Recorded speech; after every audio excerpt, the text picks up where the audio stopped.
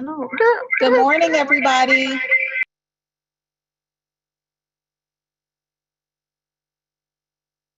Good morning.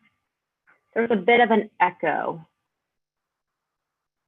Yeah, I had two things open.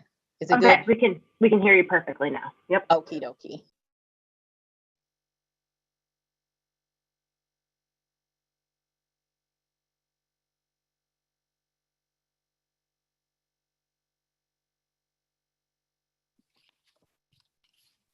Mr. President, we are ready to begin the meeting. Thank you. Good morning, ladies and gentlemen. Welcome to the Chicago Board of Education meeting. Today is November 18th, 2020. We are holding today's meeting electronically via Zoom. I'm Miguel del Valle on behalf of my fellow board members. Thank you for joining us today. The regular meeting of Wednesday, November 18th, 2020 is hereby called to order. Madam Secretary, please call the roll. Thank you, Mr. President. Member Rome? Here. Member Melendez? Here. Vice President Reveluri? Here. Member Tad Breland? Here. Member Truss? Here. Member Sotelo? Here. President Del Valle? Here. We have 7 members present. There is a quorum. I would also like to recognize Dr. Janice Jackson, our CEO, Joseph Moriarty, our General Counsel, and I would like to note for the record that he is physically present in the boardroom. Latanya McDade, our Chief Education Officer, Arnie Rivera, our Chief Operating Officer, and Tia Hawthorne, our Honorary Student Board Member. Thank you. Thank you. I want to remind those who are tuning in today that LSC elections are taking place at our elementary school level and as well as high schools. And we want to encourage everyone, teachers, students, parents, community residents, to participate in those elections. And please, if you need information, make sure that you contact the board if you have any questions regarding LSC elections. The order of the meeting will be as follows: honoring excellence, CEO remarks, committee updates and announcements, public participation via electronic format, presentations. We'll have 2 presentations. The first will be on school reopening. The second will be on the voluntary closure of Chicago International Charter School, Chicago Mr. Quest President? Park Campus. Excuse me if I may interject. The order has switched, so we'll have the CICS presentation first and then the school reopening update. Okay, thank you. You're welcome. Then following the presentations, we will have discussion on public agenda items, vote on public agenda items, vote on executive session items, and adjournment. Chief McDade, please proceed with honoring excellence. Thank you, and good morning, President Del Valle and our entire board. Good morning. We will begin today's Board of Education meeting by honoring our district's largest ever group of National Blue Ribbon schools. Every year, the U.S. Department of Education presents the Blue Ribbon Award to the best schools in the nation. Only 376 schools in the entire country received the honor in 2020. And 6 of them are right here in Chicago Public Schools. Hancock High School received the blue ribbon in the Exemplary Achievement Gap Closing Schools category. And Decatur Classical, Jones College Prep, Leonard Regional Gifted Center, Northside College Prep, and Whitney Young received the blue ribbon in the Exemplary High Performing Schools category. With their combined focus on rigorous academics and social emotional learning, and their commitment to developing students' problem-solving, critical thinking, and communication skills, these outstanding schools are succeeding in shaping curious, informed citizens who will be fully prepared for success in college, career, and community. I want to congratulate our 6 Blue Ribbon schools on their achievement and hope that this recognition bolsters the spirit of excellence that is at the heart of what is happening at each of these schools. We are thrilled to have the principals of all of our National Blue Ribbon schools joining us today by phone. I will now invite each of them to share a few words about what this honor means to their school communities.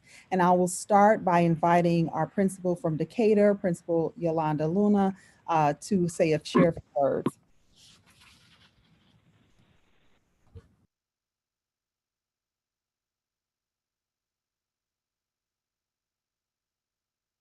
Good morning.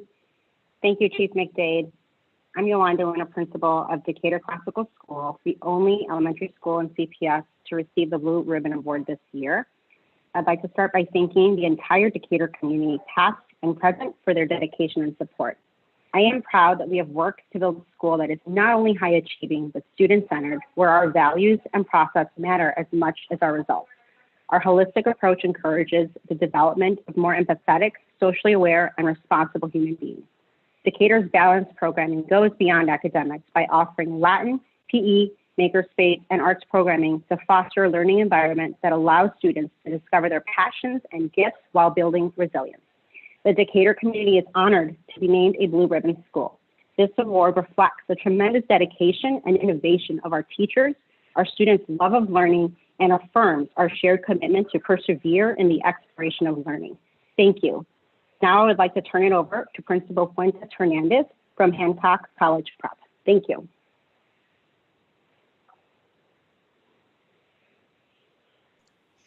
Hi, good morning, everyone. My name is Vanessa Fuentes Hernandez. I was a teacher, assistant principal, and now the proud principal of Hancock College Prep High School in the city's southwest side. We are one of the selective enrollment high schools in CPS with 2 career to education programs in both pre-law and pre-engineering. Most of our students who are entering our building are students who live within our community. So we are extremely honored to receive the 2020 Blue Ribbon Award, particularly for closing the achievement gap. 98% of our students are coming from marginalized communities, students of color, and I am just really appreciative of the work that our teachers, our families have done to prioritize our students' education. We work very closely with our families in ensuring that we are supporting not just our students, but families as well as they navigate post-secondary education, and really ensuring that our students are leaving Hancock and able to be successful once they're in those spaces. We have over 25 different clubs and activities, and they range every year because we really believe in student voice. We were the first democracy school. We have an active student council, student social justice committee, and they're constantly pushing us to really reflect on our system so that we can continue to be successful. When I started at Hancock, we were about 37% of our students who were graduating with earned college credit. And now last year, our students, 77% of our graduating seniors graduated from Hancock earning at least a college credit in one of their courses. And we are extremely proud of not only our students, but all of the hard work that our entire community has done to ensure that we are a successful school. And so with that, I am going to pass it on to my colleague, Principal Joe Powers from Jones College Prep High School.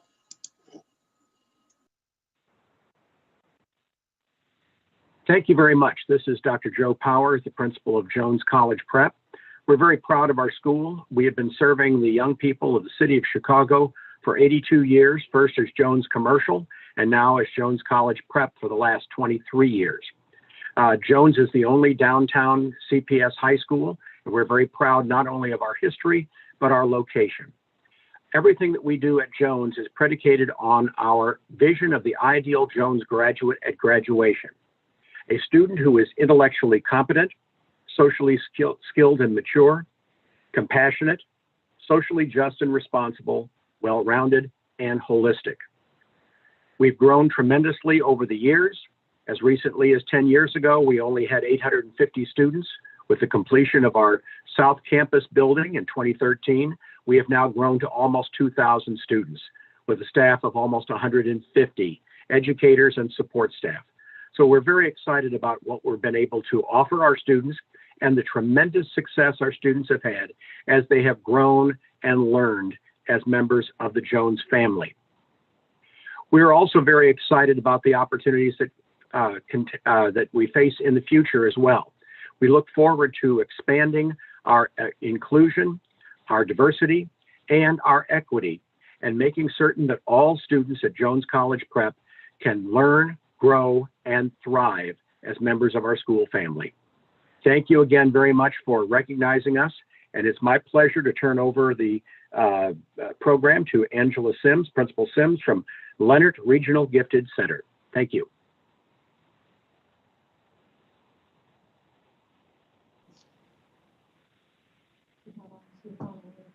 I believe she dropped off the call, Latanya, so if we can continue then with Principal Mest from Northside.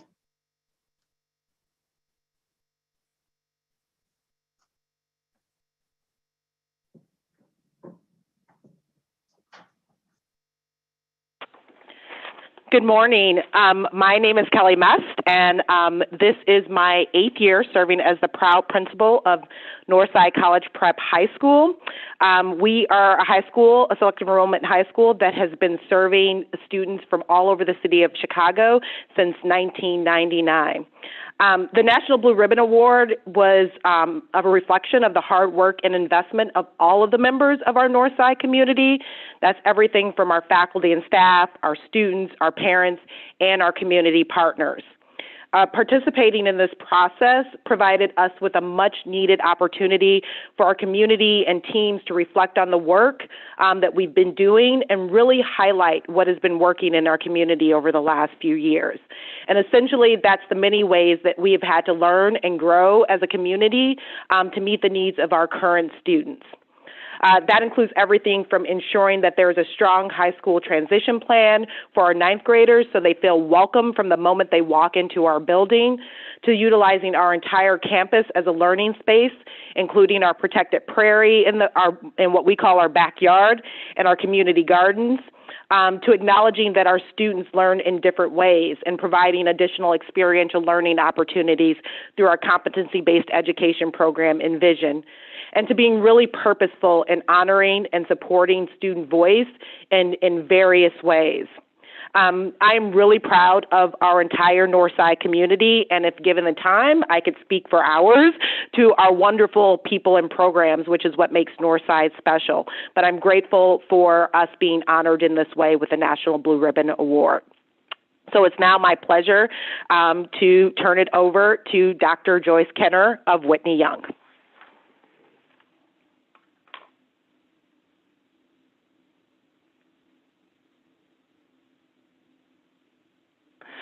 Good morning, President.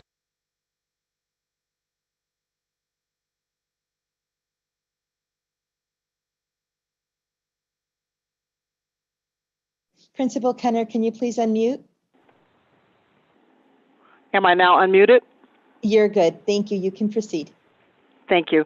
Good morning, President DeValier, members of the board, Dr. Jackson, Ms. McDade, and staff.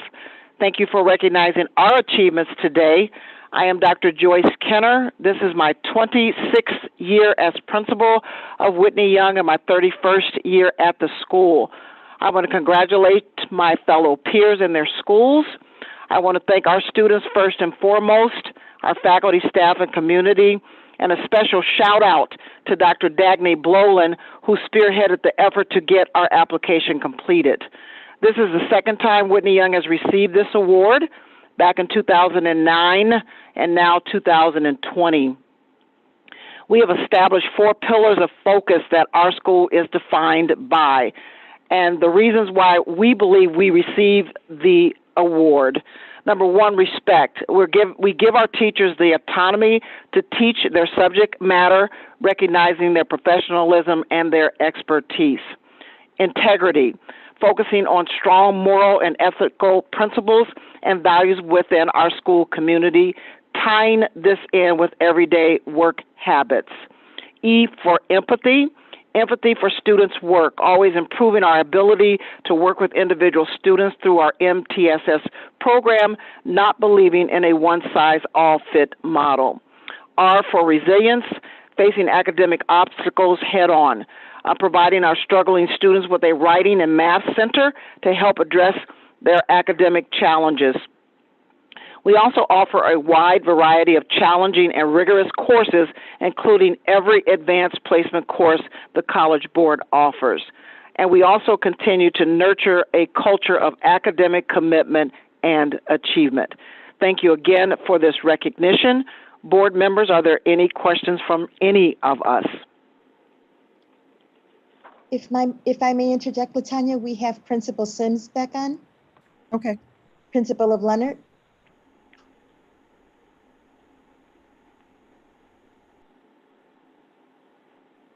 Good morning. Thank you for that introduction.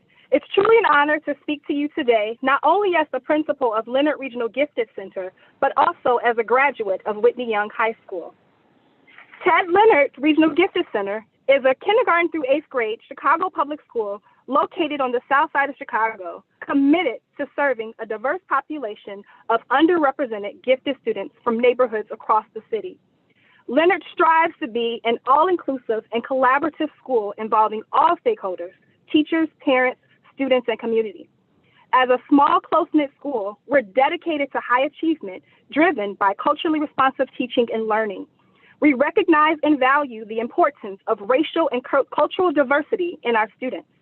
We focus on culturally responsive teaching that acknowledges cultural differences as assets, challenges racial and cultural stereotypes, creates caring learning communities, and builds relationships with students and their families. This designation as a 2020 National Blue Ribbon School is a testament to the hard work and dedication of our entire staff, students, and our parents. Despite our present state of learning, we have remained steadfast in our commitment to cultivate our students' agency as learners and world citizens through the implementation of critical pedagogical strategies that allow each student to feel seen and valued. Thank you to the board for this honor.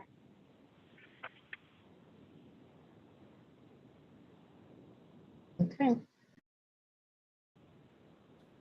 President Del Valle, board members, would you like to address any of the principals?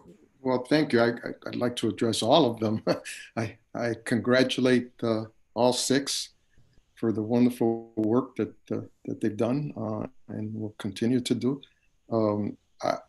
I always get excited when I hear that one of our high school graduates has gone on to become a principal of one of our schools. It shows that we are producing leaders in our system, and that they're coming back and contributing. And that's really the most important thing, is to be able to come back to our system and contribute. This recognition, the National Blue Ribbon Award, is significant. It's significant not just locally, but it's significant nationally. It reminds the entire country that we have excellent schools in the Chicago public school system, and that each year we get better. And I know that down the road we'll be able to increase the number of schools receiving this award.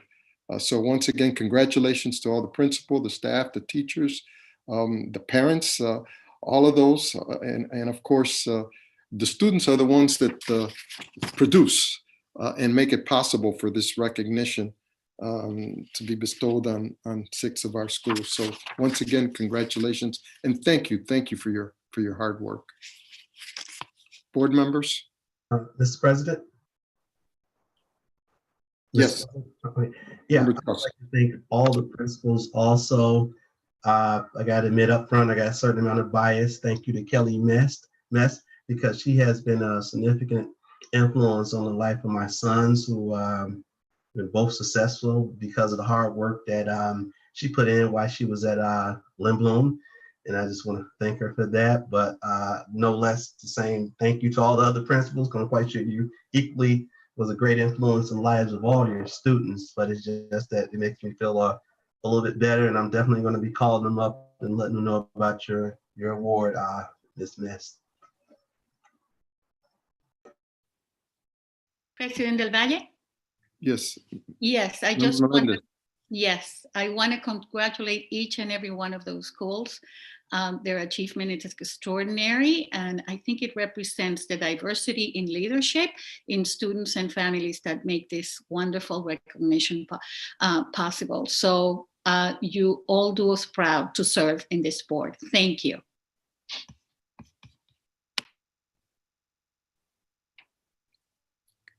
Okay.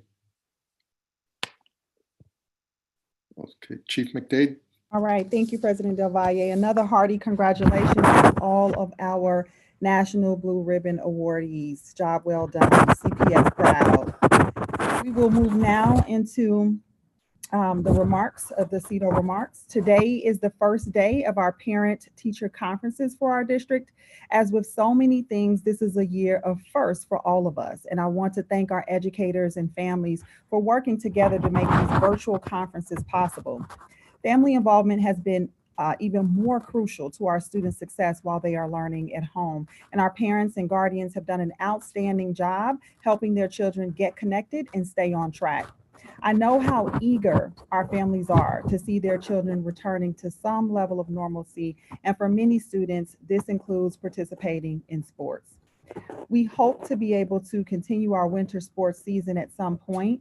However, beginning Friday, November 20th, Illinois will move to Tier 3 of the Restore Illinois Mitigation Plan to slow the spread of COVID-19. While schools can continue to operate because they play an essential role in the lives of students and families and are not a significant source of viral transmission, high school sports, including practices and competitions, will be paused until further notice. As Dr. Ezike said yesterday, there are no easy answers here, and we are disappointed for our student athletes, but we all have a role to play to protect Chicago and keep our community safe. We hope to resume sports as soon as possible. Finally, today, I want to let everyone know about an important step forward CPS has taken with regard to our literacy curriculum. Earlier this week, we officially launched our pre-K-12 vision for advanced literacy. And I want to thank all board members who had an opportunity to participate in our advanced literacy launch. This is a new approach to ensuring that our students will graduate with the literacy skills needed to succeed in college, career, and civic life. The stakes for this new vision could not be higher because literacy is the gateway to opportunity for our youth. How well a child is reading by third grade strongly predicts how successful they will be academically, and even whether or not they will graduate from high school on time. Adults with advanced literacy skills are more likely to attend college, get higher paying jobs, own homes, and be in better health. And research consistently shows that reading comprehension is among the top skills needed across all jobs in the U.S. economy, even those that require no education or training beyond high school.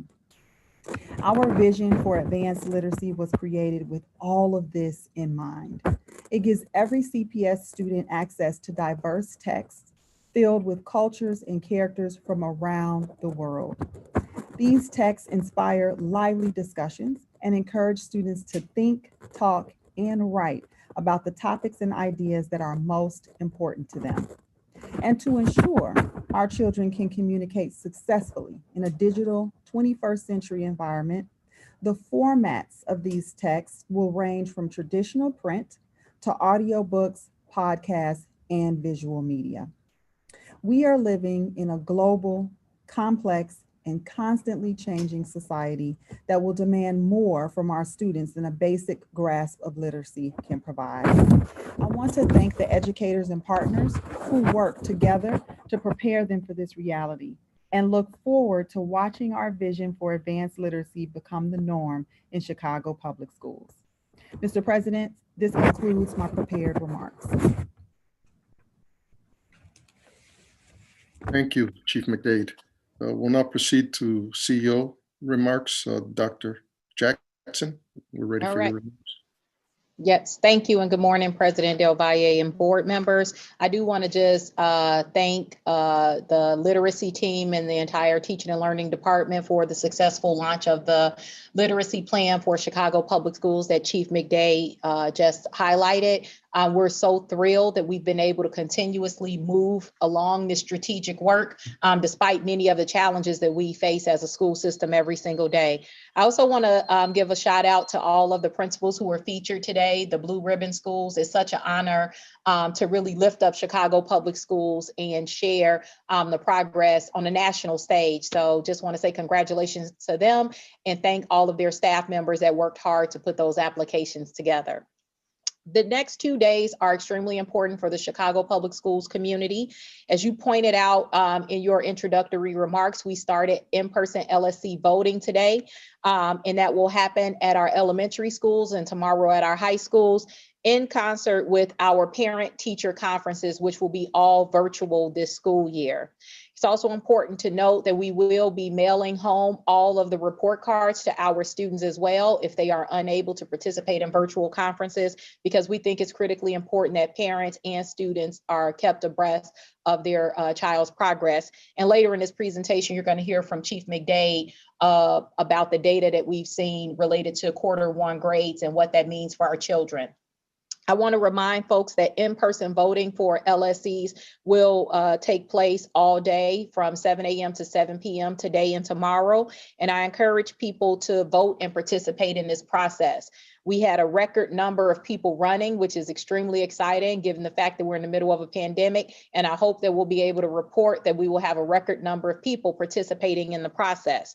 We have listened to the feedback that we received from community stakeholders and advocates. Mail-in ballots will be accepted through November 30th, which was originally only supposed to be until the evening of the vote. We extended that a couple of weeks based on that feedback. We also put several systems in place to ensure that voting could be done safely. Just to reiterate, this is not a typical school year. So curbside voting was instituted to make sure that people felt comfortable voting in person. Community members who wish to vote in person, we do ask that they wear face coverings and do proper social distancing while in our buildings. And they will also complete a symptom and temperature screening before they are allowed in our buildings. We think all of these measures collectively will create safe environments for our communities to come out and participate in this process. The next update that I'd like to share is an update coming on the heels of our discussions around the role of school resource officers in our school and the push from the board to create overall safety plans for our schools. We're grateful that we've received so much feedback from so many of our stakeholders, our students, our teachers, parents, board members, et cetera. We're now able to take this plan to the next level. So what we're intending to do is to work with each individual school, which we believe is our job, to make sure that people feel safe, valued, and supported. In order to do this successfully, we need feedback from our communities, and we believe that the best way to obtain that feedback is to really harness the expertise of many of our community-based organizations. So we announced this last week, but I want to make sure most people, in case people miss this, we're inviting community-based organizations to directly support students and school communities to create these safety plans. These CBOs will host conversations with community members over the next few months where they will be able to share ideas around how to create safe environments in our schools. When these conversations are complete, a steering committee will consider all of the ideas that have been generated and present a menu of school safety options to the Board of Education next spring. Community organizations interested in being a part of this team should visit the CPS website, which is cps.edu/whole school safety plan to apply. The deadline for this application is also Monday, November 30th. And again, we encourage our community-based organizations to apply to support us as we try to garner more support and input from our community members. Finally, I want to, before I talk about our reopening plans, which were announced yesterday, I would like to touch on a few changes that CPS is making in light of the city's current stay-at-home advisory. We have school-based employees that have been reporting to our schools since the beginning of this pandemic. These people are frontline workers. They've been in our building supporting remote learning, distributing devices, feeding students, working on technology issues throughout this process. And they've done an amazing job helping us to continue learning despite many of the challenges. One of the things that we are changing is around administrator coverage, listening to principal feedback. One school administrator will still be responsible per ISB's guidance to come to school every day. And principals, so they can rotate between principals and assistant principals. If there is a school that does not have an assistant principal or a resident principal to cover in their stead, the school system and the school district, and the network offices will work directly with those schools to provide coverage so that they do have some break and an opportunity to work from home a couple of days a week. In addition, we also have made changes to our guidance around in-person obligations for school clerks, clerk assistants, and technology coordinators. They may now work 3 days in person and 2 days remotely each week during the stay-at-home advisory. These flexible schedules will continue until students and staff begin returning for in-person learning. One of the things that I wanted to make clear is that this plan that we put out for school reopening has been the most comprehensive, in my opinion, and also we provided the most notice of any announcement, which are the two things that we heard loud and clear from our stakeholders. They wanted to know what we were doing sooner, and they wanted to know how are we being guided by the science and what does that mean? So following the guidance of our public health experts, we do plan to open our schools back to pre-K students and students enrolled in moderate and intensive cluster programs beginning Monday, January 11th.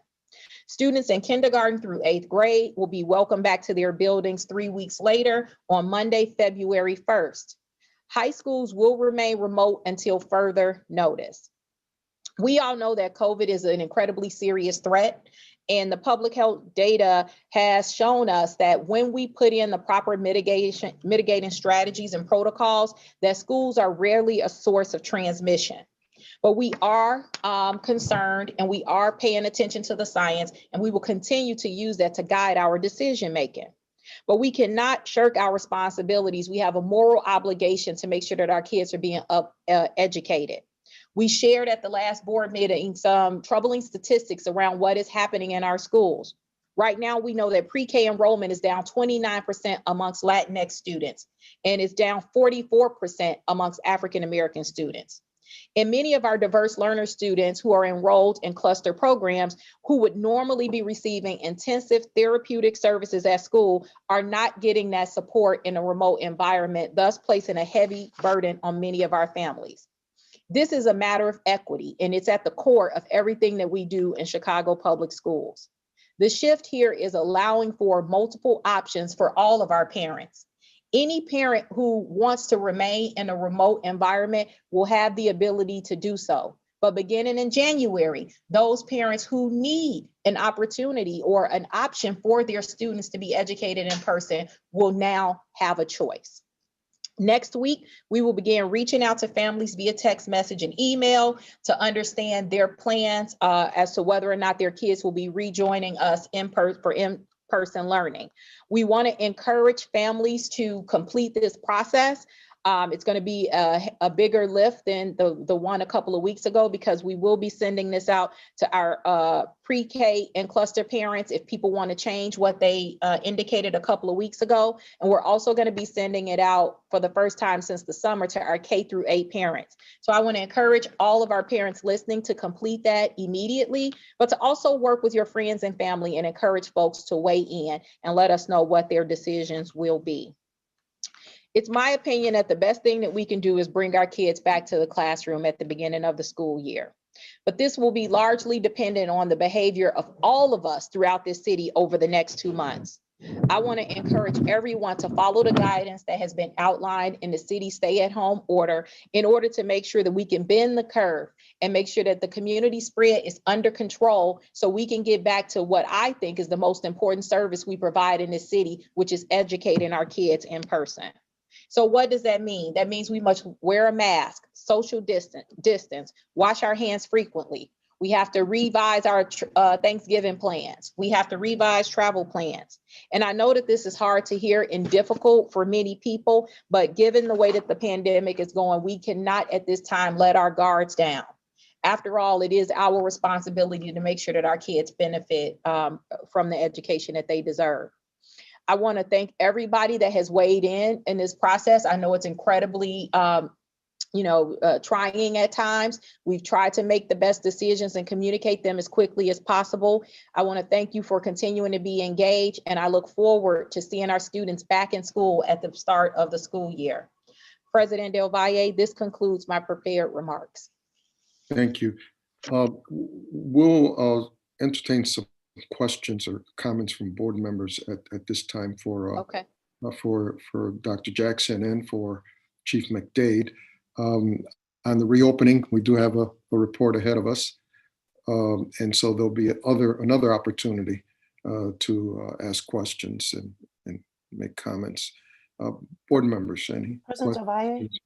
Yes, Member Todd Breland. Yeah, I know reopening is coming later. I just wanted to thank Dr. Jackson for her comments in particular about LSC elections, and just kind of reiterate how important getting out to vote in those LSC elections are. As a former LSC member myself, I've actually been really excited to see such excitement around the city about LSC elections. I've seen campaign materials from schools I've never seen campaign materials from before, and that's really exciting. And I just want to reinforce, local school councils are elected positions. You will be an elected official. You are electing officials to govern and make decisions at your school. They are the most racially representative and socioeconomically representative bodies in our entire ecosystem of electoral politics. And so I really encourage folks to get out and vote. I will be voting in my community this afternoon, and I hope that other people plan to as well. And a thank you, of course, to everyone in Office of Local School Council Relations, the FACE team, but also our community-based partners who have really been pounding the pavement, activists, organizers, to get people to run. And I think part of the excitement we started to see and sort of surge around this was over the summer, but it's continued through the fall, and it's exciting to see that in action. So I really encourage folks to vote. Thank you. Any other questions or comments at this point? Okay, well, thank you. Yes, thank you. Committee updates. There are no committee updates at this time for this month. Please use our website, cpsboe.org, if you need to seek assistance or want to meet with a board member during office hours, and those meetings are virtual meetings. We encourage you to take advantage of the opportunity to meet with board members outside of the board meeting. Madam Secretary, please share the details of the next board meeting. Thank you, Mr. President. The next board meeting is scheduled for Wednesday, December 16th, 2020. Advanced registration will open at 10:30 on Monday, December 14th, 2020, and will close on Tuesday, December 15th, 2020 at 5 p.m. or until all slots are filled, whichever is first. If anyone has any questions about this process, please contact the board office for our assistance. And I would like to note for the record that we will announce if the board meeting will be in person or virtual via our website. Please monitor the cpsboe.org website for more information. Thank you, Mr. President. Thank you. Let's now proceed with today's public participation session. As a reminder, union representatives will speak before public participation, and any elected officials will speak after the conclusion of public participation. Madam Secretary, please share the rules of public participation. Thank you, Mr. President. Members of the public who registered to speak were given information to access this meeting by dialing a number and using their phone. We did this so that speakers with limited or no access to internet or who may have weak internet connection could still participate using their phones.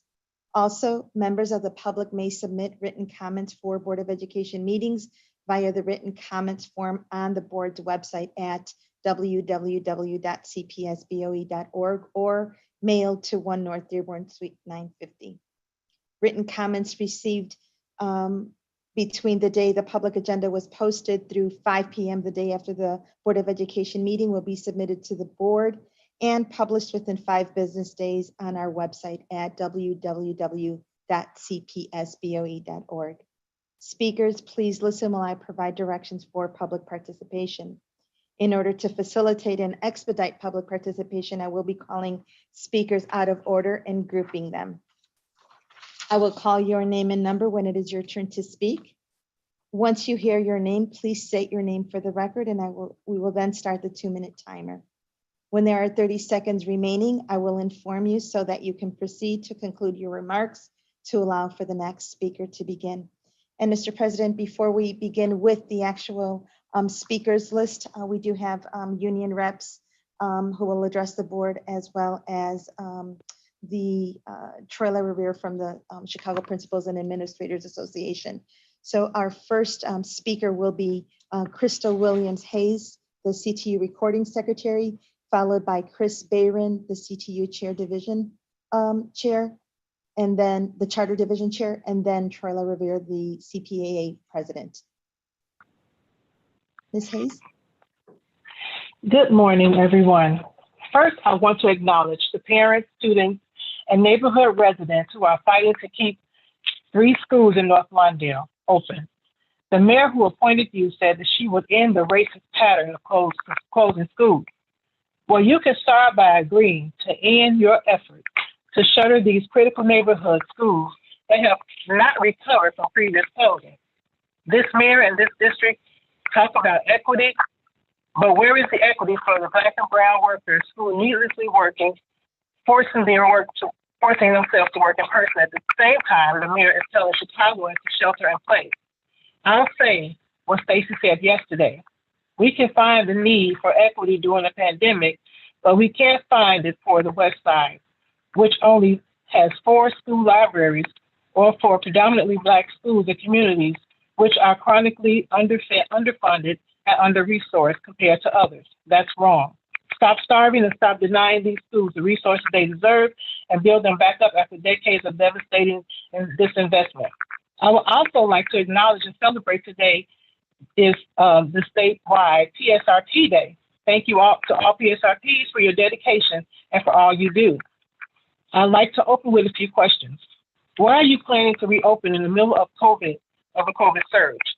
How do you justify keeping school clerks and tech coordinators, the majority of whom are Black and Latinx women, working in schools with positivity rate for COVID is already exploding, and these women hail from the very communities already bearing the brunt of illness and death from this pandemic? Why do you say that hundreds of school workers in more than 140 schools who have been infected with COVID-19 since the school started this year? And now you unilaterally pick a date to reopen, not because the science says so, but because you want to.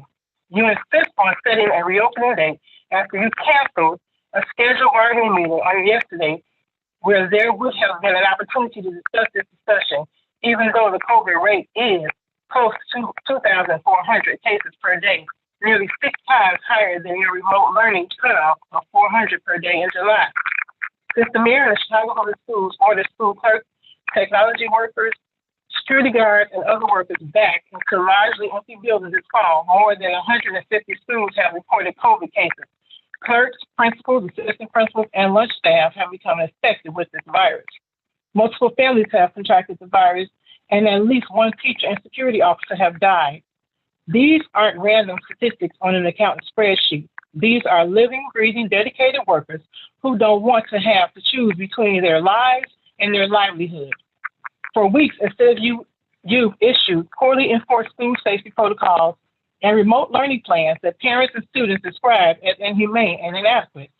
For weeks, you have also been ignoring the Biden arbitration decision to allow clerks and tech coordinators to work remotely 4 days a week, at the same time that you refuse to formally bargain with the union as you continue to defy and insist that they work in person 3 days. I received calls from clerks with fear of being retaliated against from the very principles that they have been dedicated to day in and day out, with threats of not paying them for honoring the rule and standing up for their right to decide to work safely. The intimidation tactics on the most vulnerable and dedicated workers is disgraceful and a shameful representation of the school board that claims to operate with empathy and grace. Where's the science that allows you to show schools will be safe on January the 4th when they are not safe today? Only people like Donald Trump and apparently Mayor Lightfoot are calling schools to reopen while this virus is surging. While CPS has said schools are safe to reopen, no study to date has explained reopening schools in a city like Chicago, where students frequently live in multi-generational families that rely on public transportation, confront high levels of poverty with individuals who are essential workers already at high risk for COVID-19. We know CPS can't prove their ventilation systems are safe, and yet the mayor insists on pushing us into this cruel and dangerous experiment.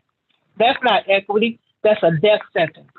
This mayor said that she will lead during the pandemic with empathy and science, but returning thousands of people to schools as COVID rages is far from empathetic, and the science is unclear. And now, where this unilateral plan is empathy and science, we need to reopen safely. Do better, CPS. Our lives have value. Our students and their families, their lives have value. Act like it.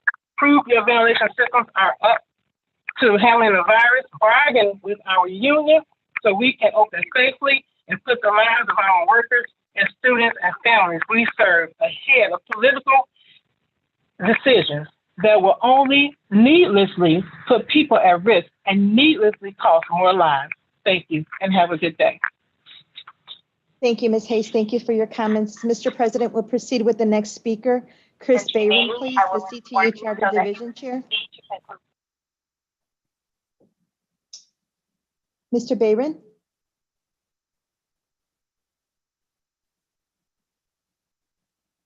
Good morning. Good morning. Can you hear me now? Yes, please proceed. Great. President Del Valle, board members, CEO Jackson, others on the call, good morning. I hope you're well. I have two brief comments. First, I need to echo my union sister secretary, William Hayes, with a cautionary tale. I spoke to this board over the summer about Namaste Charter School, where they brought back students for summer school, didn't announce this to the union or negotiate with us as they were legally required to. And it was a disaster for students. The learning didn't happen. The social aspects didn't happen. And they were ignoring the science. Well, this is continues to be a cautionary tale because Namaste continues to ignore the science, and they are now the most recent charter school that we know of with positive COVID-19 cases. The school has essentially been open for daycare each day. They declare themselves a safe haven, but just declaring safety doesn't make it happen. The same way declaring equity doesn't make it so. The operator there tried to keep the outbreak secret, only notifying those who work most closely with the people who tested positive. This is not the right time and the right direction to go. Please follow CDC guidelines about school reopening, and let's get this pandemic, the community spread down before we send adults into these schools. And then I also want to mention, I brought this up that at Acero, they eliminated 26 special education paraprofessional positions. At the start of the year, they're not claiming that it's a budget cut issue. This has also caused knock-on effects because of the way the layoffs have happened. It means that we have reduced capacity in that network to provide bilingual services, which we're out of compliance on. So we need more special education and bilingual services, not less. There's no budget cuts. I don't know what to call this, but racist underfunding that's affecting our most vulnerable students and reducing our most critical staff. These are all populations of color. Again, I plead with this board to exercise some oversight over charter schools. We've seen what the president's lack of oversight over the response to the pandemic has led to, where we've been more safe, like in Chicago than other places, or New York, where incidence is creeping up because there hasn't been oversight. So please exercise some oversight during this pandemic, particularly. Thank you for your time. Thank you, Mr. Bayron. Mr. President, we'll proceed with the next speaker, please. Trila Revere, the CPAA president.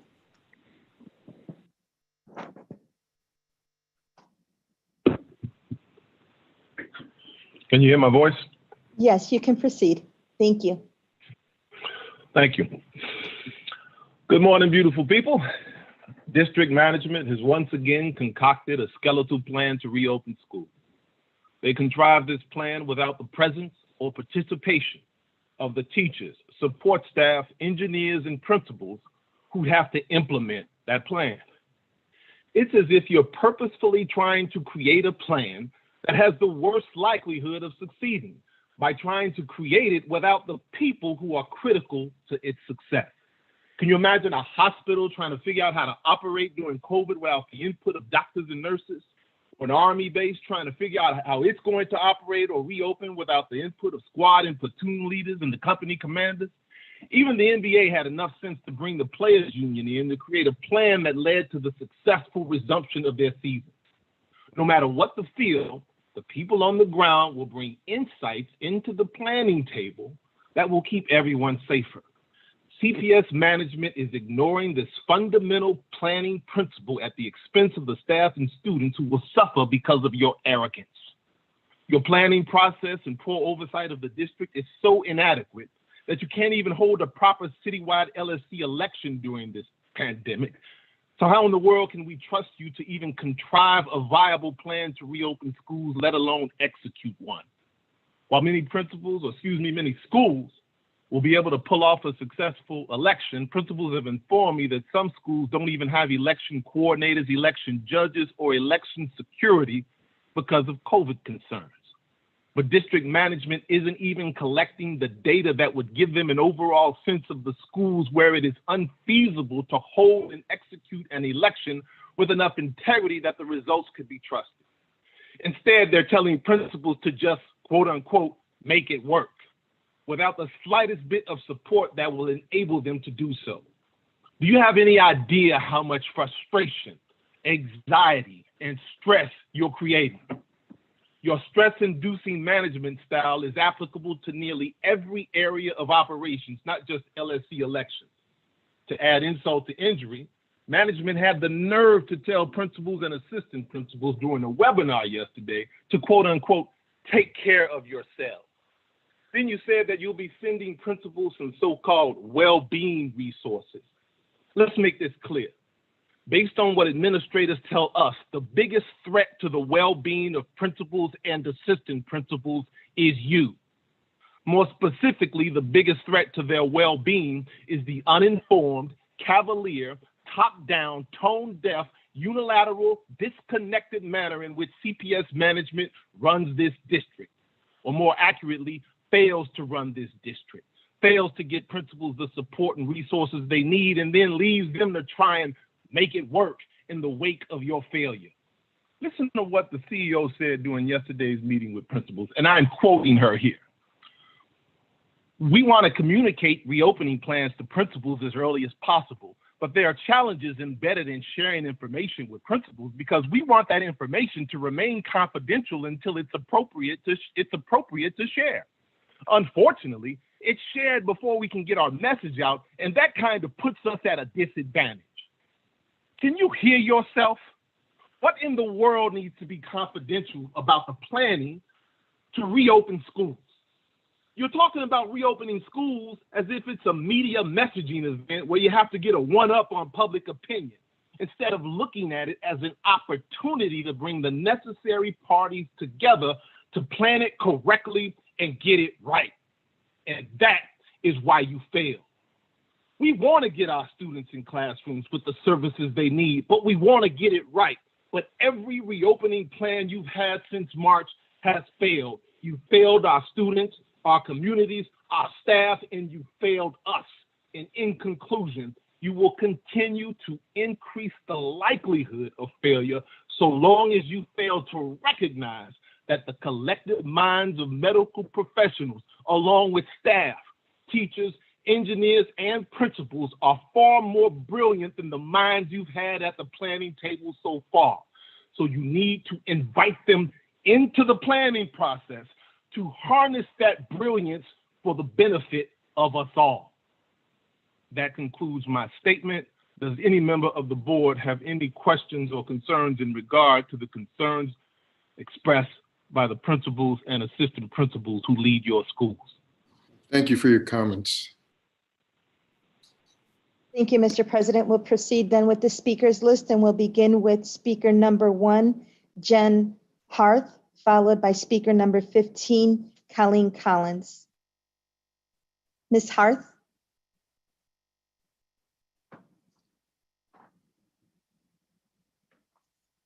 Ms. Harth, can you unmute yourself, please? Yes, good morning. Thank you. You can proceed. Hi, my name is Jennifer Harth. I'm the very proud school director of CICS Prairie, a K-8 school on Chicago's South Side. We serve a community of 430 scholars with a demographic of nearly 50% Latinx and 50% African American students. More than 90% of our community qualifies for free and reduced lunch. At this time, we have over 100 students on our waiting list. Our kindergarten class this year consists entirely of younger siblings of current students. We still have additional siblings of current students on the waiting list, with parents and families anxious to have their children attend CICS Prairie. Our families know they can count on our school to provide consistency for their children and a high quality, deeply supportive education. Because of this, there is a high demand for our Southside school. Over the last several years, we have consistently had more than 100 students on a wait list, representative of families that are seeking a high quality, inclusive education for their children, who we have to turn away because we have reached our enrollment cap, even though we have space in our building when we are in person to accommodate more students. Please consider CICS's request to reallocate 30 seats from CICS Chicago Quest to CICS Prairie and other high quality in-demand campuses within the CICS network. These seats represent just a portion of the total seats available after the closure of CICS Chicago Quest. We have the space, desire, and demand to educate more students at CICS Prairie. We feel compelled to do everything we can to meet this demand from the families in our community. Thank you for your time and consideration. Thank you, Ms. Harth. Mr. President, we'll continue then with Colleen Collins, speaker number 15, followed by Stacy Freeman, speaker number 2, and then Maria Patton, speaker number 3. Ms. Collins? Hello, good morning. Thank you. Please proceed. Good morning, everyone. My name is Colleen Collins, and I am the incredibly proud director of CICS West Belden. CICS West Belden is a K-8 school in Chicago's Belmont-Cragen neighborhood. We serve 548 curious, hardworking students. At CICS West Belden, we balance personalized learning strategies with strong curricular approaches and social-emotional learning to encourage student success and growth. Our families know that they can count on CICS West Belden to educate their children in many ways. Year after year, we have a waiting list of families who want to be part of our innovative, supportive school environment. Today, we have over 100 students on our waiting list, 100 students and their families who are eager to be part of our community and who we would love to serve. We have to turn away families every year because we have reached our enrollment cap. However, we have the space in our building to accommodate additional students. Please consider CICS's request to reallocate 30 seats from CICS Chicago Quest to CICS West Belden and other high-quality in-demand campuses within the CICS network. We have the ability and the demand to provide more students with the quality education they so deserve at CICS West Belden. We can meet this demand and provide opportunities for additional families at CICS West Belden with your support. Thank you for your consideration. Ms. Collins, thank you for your comments. We'll proceed with the next speaker, Mr. President. Stacy Freeman, please.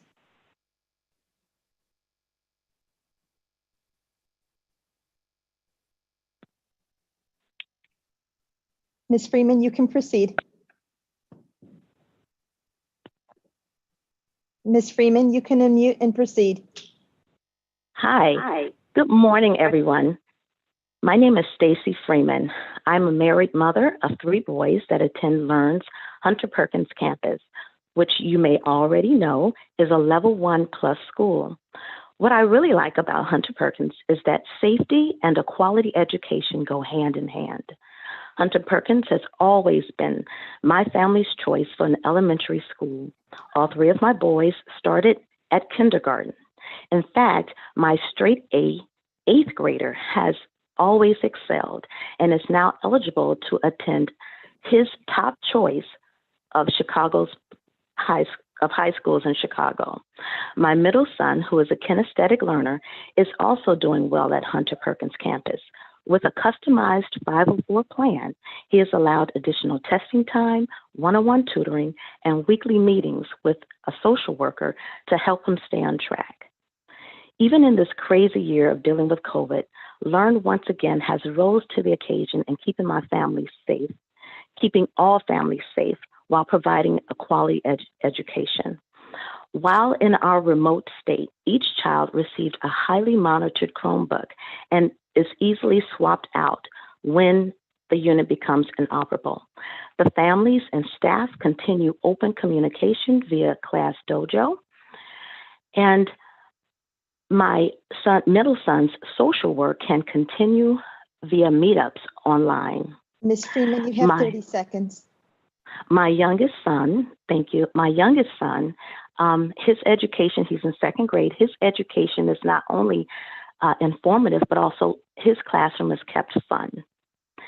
Lastly, I want to say that I hope that the board renews Hunter Perkins campus this time around. Thank you for your time. Thank you, Ms. Freeman. Thank you for your comments. We'll proceed with the next speaker, Mariah Patton, speaker number 3, followed by speaker number 5, Siobhan Coleman. Ms. Patton?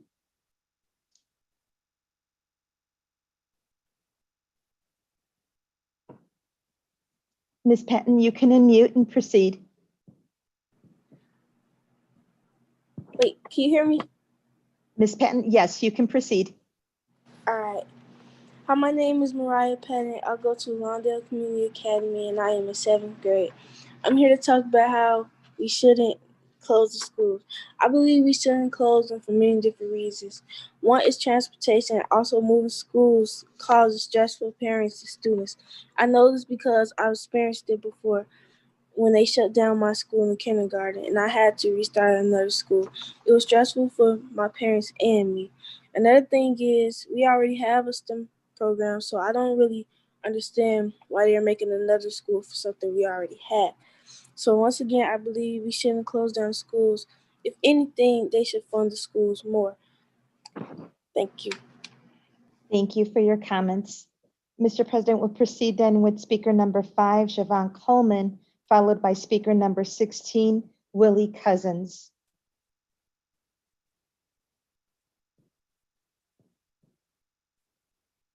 Siobhan Coleman?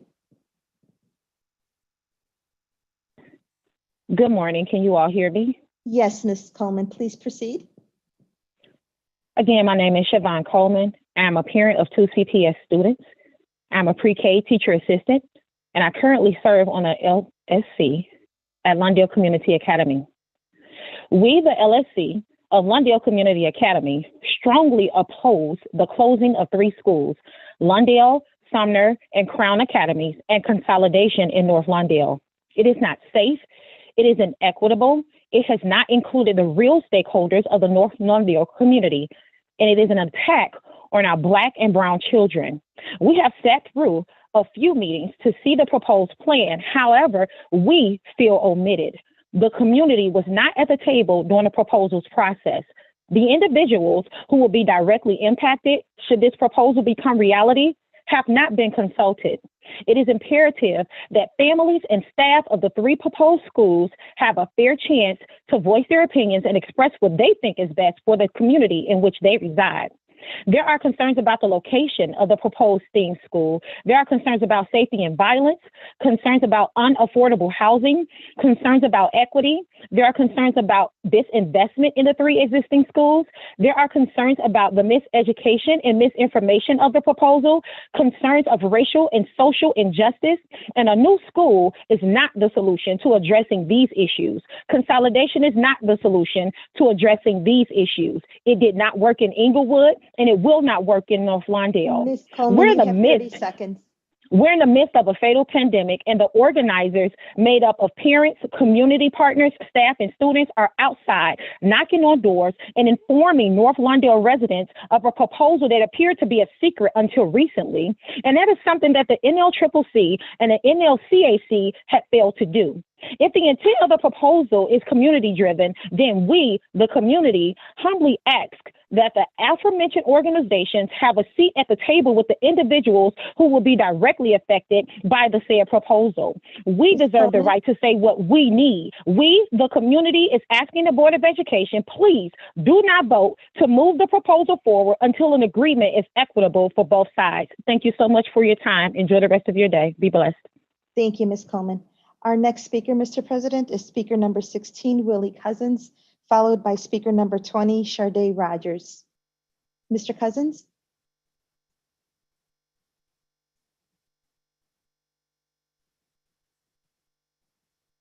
Mr. Cousins, if you can please unmute. Yes. Good morning, everyone. My name is Willie Cousins. I am a parent speaking out against the North Lawndale Coordinating Council's proposal to close, consolidate, merge, because it's all the same thing, Crown, Sumner, and North Lawndale. This is a continuation of a disinvestment in the west side of Chicago, in the North Lawndale community. It's a disinvestment in our children. And we continue to see the disinvestment through housing. We have no grocery stores in our communities. We have to go outside of our communities. This proposal was not brought to neither 3 schools to show us the plan. They did not coordinate with the schools. They did not coordinate with the administration, the community, the parents, or the students. The students are going to be greatly impacted by this. And so I call on the board and Chicago Public Schools to not support this proposal. This proposal is inadequate, and I ask that you all work with us, the North Lawndale Parent and Community Coalition, for a community-driven proposal to invest in these 3 existing schools. These schools have been disinvested in on purpose. That is why we are seeing the under-enrollment in these schools. That's why we're seeing our parents leave the communities. Yes, thank you. Seconds. Thank you. So I ask again to work with us. Work with the teachers in these schools. Work with the administration. Work with the parents and the wider community to really bring change to these schools. Thank you. Thank you, Mr. Cousins. The next speaker, Mr. President, is speaker number 20, please, Sharday Rogers, followed by speaker 21, Elizabeth Van Opstal. Ms. Rogers?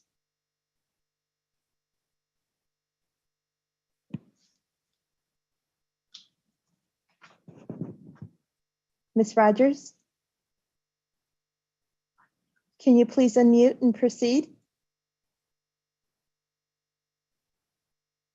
Hello, can you hear me? Yes, Ms. Rogers, please proceed. Good morning, everybody. My name is Sharday Rogers, and I currently live in the North Lawndale community, and been living in the North Lawndale community all my life. I'm a parent of 4 students who currently attend Lawndale Academy. I have a 6th grader, a 4th grader, a 1st grader, and a preschooler. And I'm here to speak about the STEM school that I heard about, and I'm against it. An issue that I have with the STEM school is I don't like how they're trying to close the 3 neighborhood schools, Lawndale, Crown, and Sumner. I think instead of trying to close the schools, that we should get help and get invested in our schools that we already have. Another issue that I don't like about the STEM school is that I did some research myself, and I found out that the STEM schools does not cater to kids that have special education needs. And that's a big issue for me because I'm a parent. I have a student that has special education needs. And that's telling me that my child won't have a seat in the STEM school, and I think that's a big issue. He's currently at Lawndale now, where we have staff members that help my child and doing everything that they can to help him achieve on the level that he should be on. I feel instead of closing the 3 community schools down, why not invest in us and help us work better instead of tearing us down and splitting these kids up and having them go to different communities, which is not safe. I think that you all should not vote on the proposal that's being made to close our schools. Instead, just help us to become better because we have potential to do better. Thank you. Thank you, Ms. Rogers. Thank you for your comments. Our next speaker, Mr. President, is speaker 21, please, Elizabeth Van Opstel, followed by speaker number 29, Melandria Watts. Ms. Opstel?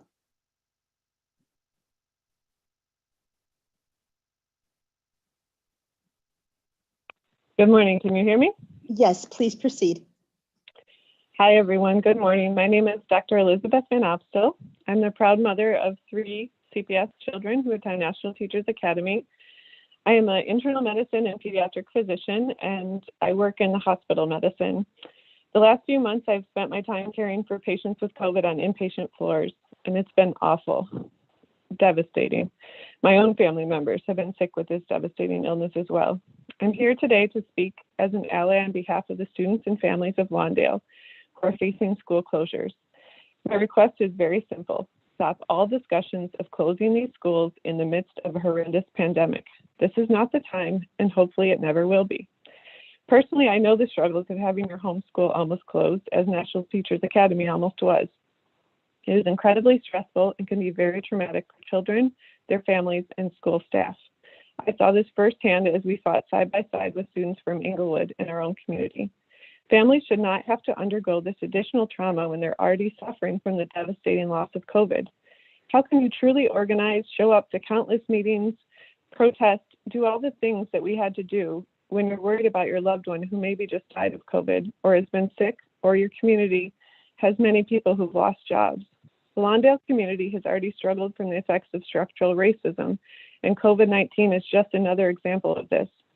Don't make families fight for the educational and community stability found in their home school during a time when our entire country, but especially majority Black and Latino neighborhoods, Ms. are bearing Opstel? the brunt.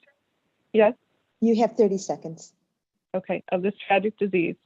In one zip code in Lawndale, for example, there have already been 6,000 cases of COVID. Multiple studies support that when schools close, there are major negative academic impacts on children. Math scores can lag for 4 seconds. This is in normal times. Now apply this to COVID times.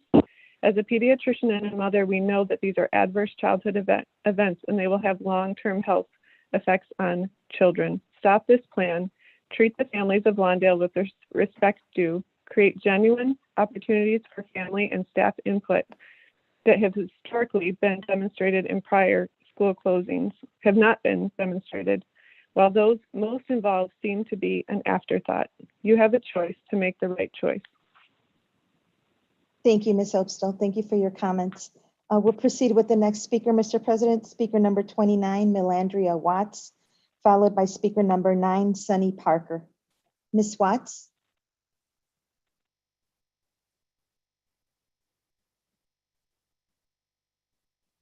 Ms. Watts, if you can please unmute and proceed.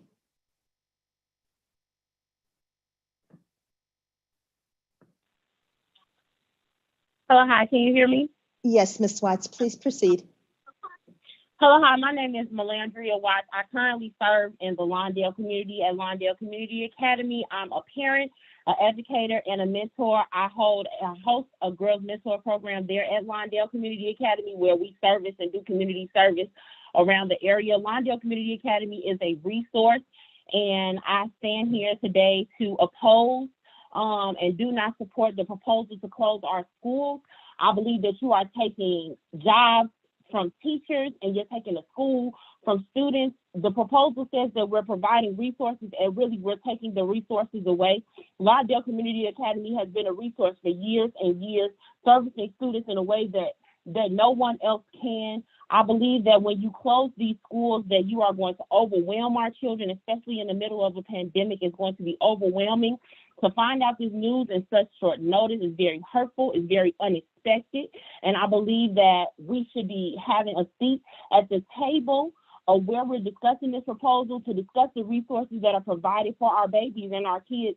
Nobody, when you take away the teachers from these students, this is their sense of normalcy. COVID is going around, and we're going to take away the normalcy that they have by taking away these teachers that go above and beyond every single day. Lawndale Community Academy has always been a family. For the years that I've been staffed at Lawndale Community Academy, when I first started as a community advocate, it was a family. These babies had teachers that go above and beyond. They make sure they go home with hot meals. Watts. They know their students, they know their staff. Thank you.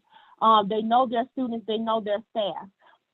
These kids can depend on them. When things are going on with COVID, when you don't have those relationships come from the community, the schools. We don't have community centers there on the west side. Those schools service as the community centers. We go above and beyond and make sure students have clothes when they don't have them, food when they don't have it. And then for you to sit up there and close those schools, it really is disheartening as a parent and as an educator and as a mentor. We are opposed to it, and we're asking as a board that you sit back and you reevaluate what is being proposed in front of you, and we sit down as a team, as a unit, and decide where and how to allocate the money that's moving forward. And I ask that you have a blessed day in Jesus' name. Amen. Thank you, Ms. Watts. Thank you for your comments. Mr. President, we'll proceed with the next speaker then. Sunny Parker, please. Speaker number 9, followed by speaker number 14, Cassandra Slaughter.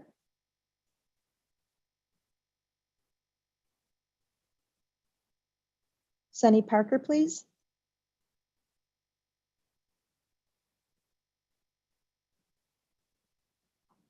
Can you please unmute?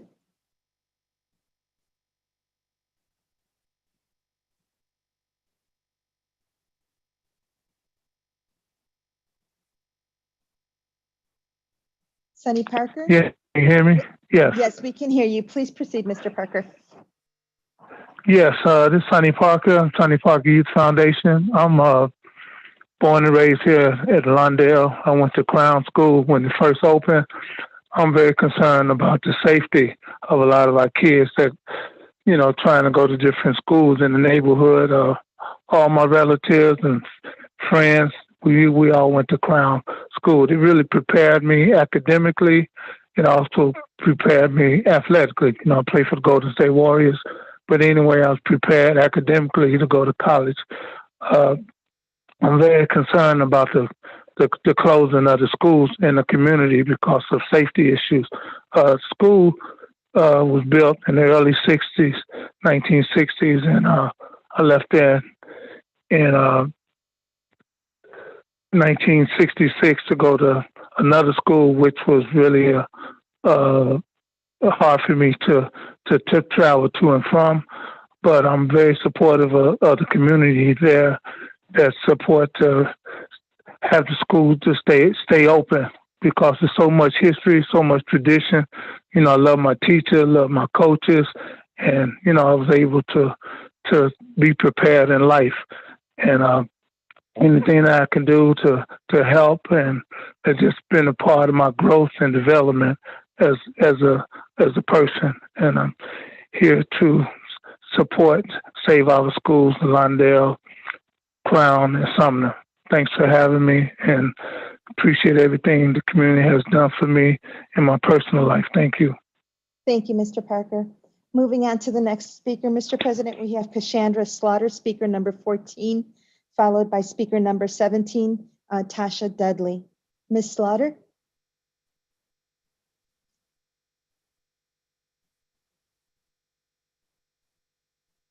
Ms. Slaughter, if you can please unmute and proceed.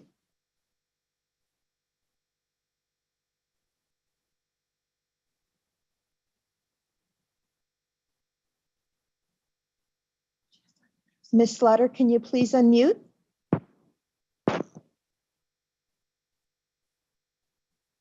Okay, hello, can you guys hear me? We can hear you. You can proceed. Thank you. All right, how you doing? My name is Cassandra Slaughter. My daughter currently attends Crown Community Academy. I'm honestly in disbelief to be hearing about school closures in the middle of a pandemic. My daughter has struggled mentally with e-learning, and now to hear of a possible school closure brought tears to her eyes. She recently released a book titled COVID-19, A Child's Worst Nightmare, where she expresses her thoughts, emotions, and challenges that she and her peers have faced during this pandemic. My oldest child recently graduated from Crown. However, before attending Crown, she went to Pope Elementary, which is located over on 19th in Albany. And that school was closed down about 7 to 8 years ago. The saddening part is that the city just started utilizing that property about a year ago. It just seems like CPS cycles are repeating themselves. When I voted for our mayor, I believed in her and her words, especially when she said she would not close schools due to the impact it has on Black and brown communities. And here we are fighting to keep our schools open. Honestly, I'm an introvert, but I cannot be quiet about this situation. I'm here not just to support my child, but all the children this will affect. They can't stand alone and fight this battle, so I'm here to fight it with them. So CPS Board of Education, they don't need a new school.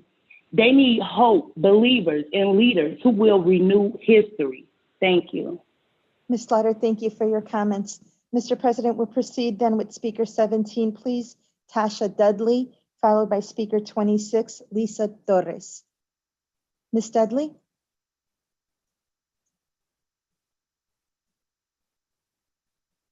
Ms. Dudley, you can unmute and proceed. Can you hear me? Yes, please. Please proceed.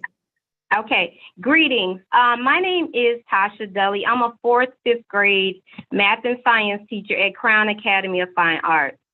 I'm here today speaking on behalf of my students. A proposal was set to come before the board to open a STEAM school in the North Lawndale community. This proposed venture will additionally close 3 neighborhood schools, including Crown, as well as Lawndale and Sumner. As a staunch advocate for student voices, I surveyed my students to get their opinions on the proposed school. The results were overwhelming. 85% of the students want Crown to remain open. After further discussion, a majority of the students expressed their attachment to Crown based on those intangible things, like meaningful relationships with staff and students. Sometimes in our effort to make things better, we miss what better looks and feels like for the ones who will be the most impacted, in this case, our children. I'm sure I can find another job. I'm sure the parents will do their best to help their children feel safe in a new environment if it comes to pass. However, during this time of uncertainty, with an ongoing pandemic and community violence and lack at an all-time high, a sense of normalcy and well-being has taken center stage in the lives of our children. There are too many variables and the calculations bring fear. Their voices are speaking loud, and I just want to make their opinions clear. Ms. Not Dudley, now. you have 30 seconds. Possibly better resources, but not now. Possibly an academic game changer, but not now. And likely another break in their heart, God forbid, not now. So I plead with the board on behalf of my students to vote down this measure and to construct a new STEAM school. Who knows what the future may bring, but not now. Thank you.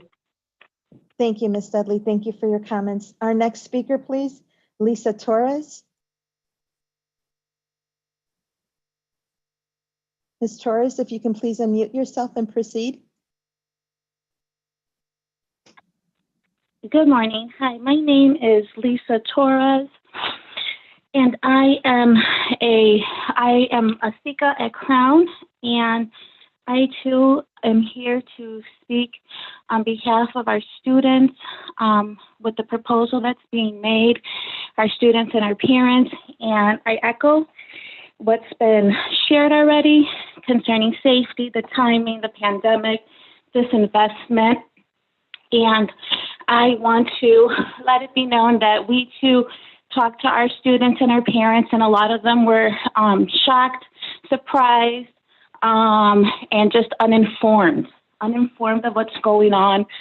And we are here to let you know, President Valle, Janice Jackson, we are here because we are the frontliners, and we're letting you know what we are hearing and what we are seeing. Went out in the community canvas, knocked on doors, spoke to the people in the community, spoke to businesses, and passed out flyers, giving them information about what's going on. And one after another, nobody knew what we were talking about when we were out canvassing for Save Our Schools. So I ask you with everyone else to please consider, listen, weigh in, reconsider the decisions that are before you to make. You guys have such an influence, so much power you guys yield. And we ask that you would hear our voices. Yes, thank you. So we ask that with that position and all the responsibility that is on you guys, I can't even imagine. You guys make really hard decisions. You do. But we would ask you to please reconsider this proposal because the timing and all the other factors that have been mentioned. And I pray that truly, indeed, that the choices and decisions that are made would be for the equity of our communities on the West Side, for our families, for our students, that the community, again, would flourish, that buildings wouldn't be empty and boarded up, and that there would be grass and not just vacant lots. We ask that, yes. Thank you. Oh, okay. Thank you. Your 2 minutes are up. Sorry about that. Okay. Thank you. Sure thing. Thank you. Mr. President, the next speaker is speaker number 30, and unfortunately he's unable to join us because he's hosting his teacher-parent conferences, but I will read his comments into the record. Speaker number 30 is Pierce Boyd Bagby, and it reads, "Hello, my name is Pierce Boyd Bagby, but I go by Mr. Pierce in my classroom. I'm a first-year, first-grade teacher, and it is a very interesting year to start teaching. But I am not here for myself. I'm here to talk about all 26 of my amazing first graders. My first graders were able to build such a strong community in a time of uncertainty. So it broke my heart to know their school was being considered for demolition. My parents who spent their entire life in Chicago and attended CPS schools compared a school to a community museum. The history and the stories within the walls of the school are sacred and cannot be replaced by a new architecture or new amenities.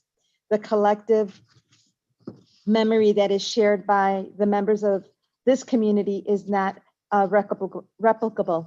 And I'm scared for my students and what this new future might hold for them. If you ask my class why I have 94% or more attendance every day, it's because every day they look forward to the one consistent thing they have, and that's the friendly faces and strong community that keeps them motivated.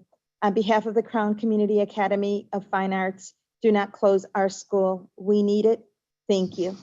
So I'll proceed, Mr. President, then with the next speaker. And we have speaker number 18, Kyla Woodards, followed by speaker number 4, Susie Martin. Ms. Woodards? Ms. Woodards? Hi, can you hear me? Yes, please proceed. Can you hear me? Yes. Hi, my name is Kyla Woodards. I am a Sumner alumni, and I am speaking on behalf of the children that go to Sumner, Crown, and Lawndale. We do not agree with this consolidation. We believe that, well, I personally went to Sumner during the time that Fraser was closed and Fraser's students were bused to Sumner and walked to Sumner to continue their learning. This seemed like a good idea at the time, but it caused quarrels among the children. We weren't on the same level as far as learning, and it slowed down class time. It also outside of class, it was not good as far as safety. The children, like I said, were fighting constantly, and it wasn't conducive for learning. Also, I went during the time where KIP was moved into Sumner's building, and we were confronted with the same issues. I believe that this will happen with any type of school consolidation because it has failed the children. 2 different schools are learning 2 different types of materials. 2 different schools are from 2 different types of neighborhoods. And now we're trying to combine 3 different schools with 3 different types of neighborhood, 3 different types of children, 3 different types of teaching styles. They won't equal each other. The first year at least will be not conducive to learning.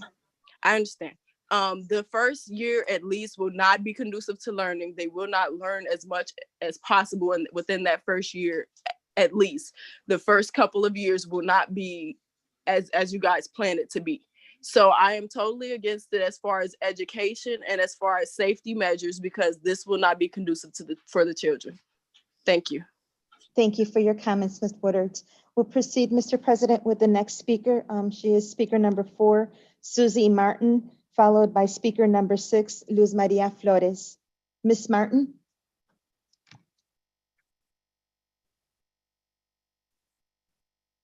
Ms. Martin, if you can please unmute and proceed.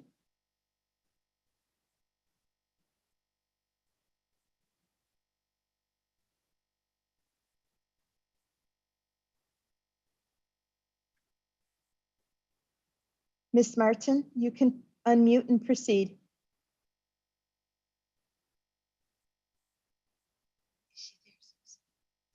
Hello, can you hear me? Yes, Ms. Martin. Please Hi. proceed. Hi, thank you for giving me the opportunity to speak today. My name is Susie Martin. I run an elevator repair company called Smart Elevators. I am an example of the American dream, an immigrant who was given the opportunity to create my own business, and through a lot of hard work and hustle, I now beat the big boys on price and service, saving taxpayer hundreds of thousands of dollars over the last decade. I was falsely accused of bribery.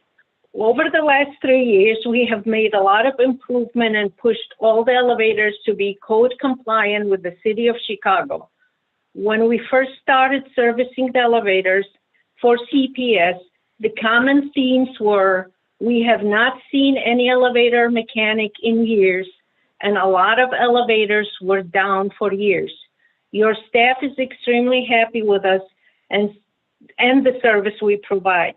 We provide services with honesty and integrity. Smart Elevators is being blackballed by CPS because I stood trial for bribery. I proved my innocence, but CPS apparently has Smart Elevators listed on a list of banned companies, and I am treated as a convicted felon. The mere fact that I was found not guilty by the federal court should eliminate any prejudice against me by government. You have 30 seconds. In my view, CPS action amount to type of illegal double jeopardy. On Friday, January 10th, 2020, I met with CPS procurement. I have been given conflicting information on my status as an approved CPS vendor. Please confirm my status as an approved CPS vendor and subcontractor. I know there's a lot of backlog of elevator repair work, and I am eager to deploy my staff, the best in the business, to bring CPS to state of good repair. Thank you, If for some reason I'm not approved CPS vendor or subcontractor, please confirm the reason why, so I can immediately rectify and perceive shortcoming and regain my status as an approved CPS vendor or subcontractor. Thank you, Ms. Thank you for your prompt attention. Thank you for your comments. Our next speaker, Mr. President, is speaker number 6, please, Luz Maria Flores.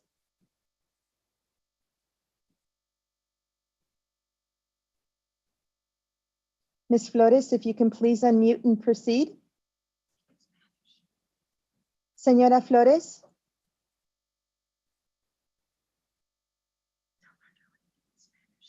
Señora Flores, puede proceder.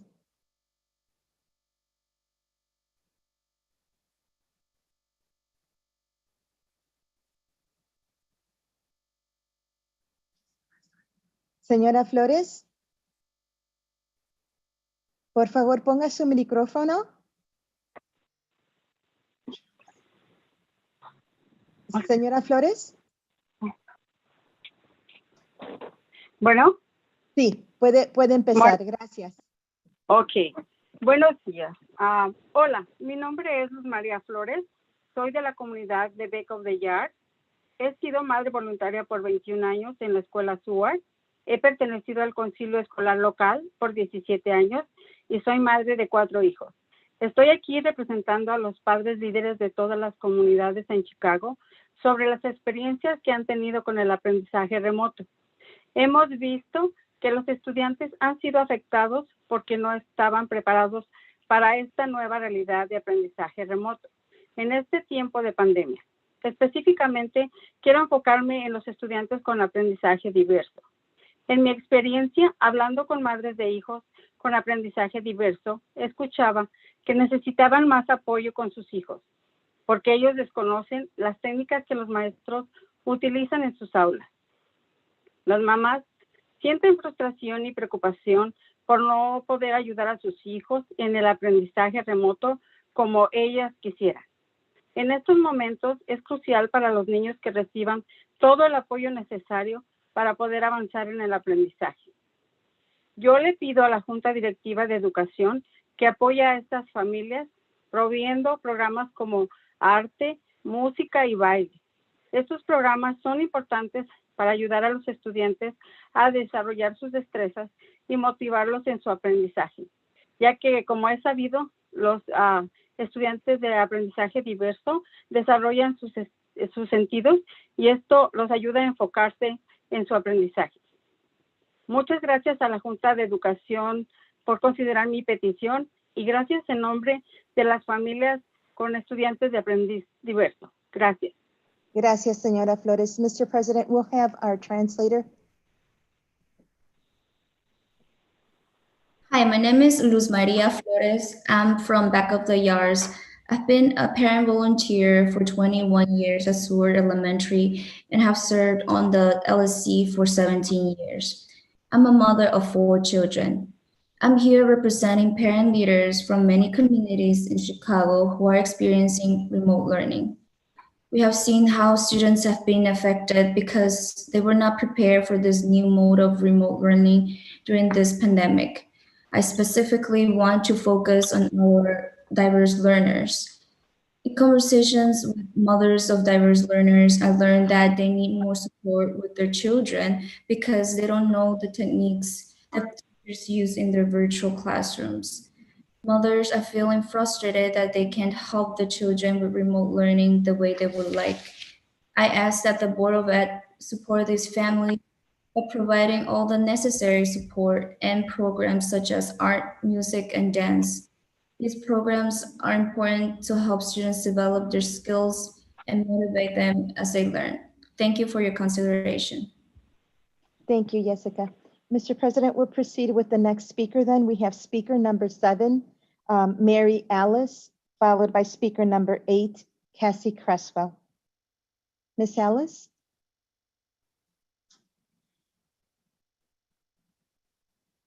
Miss Alice, you can unmute and proceed, please.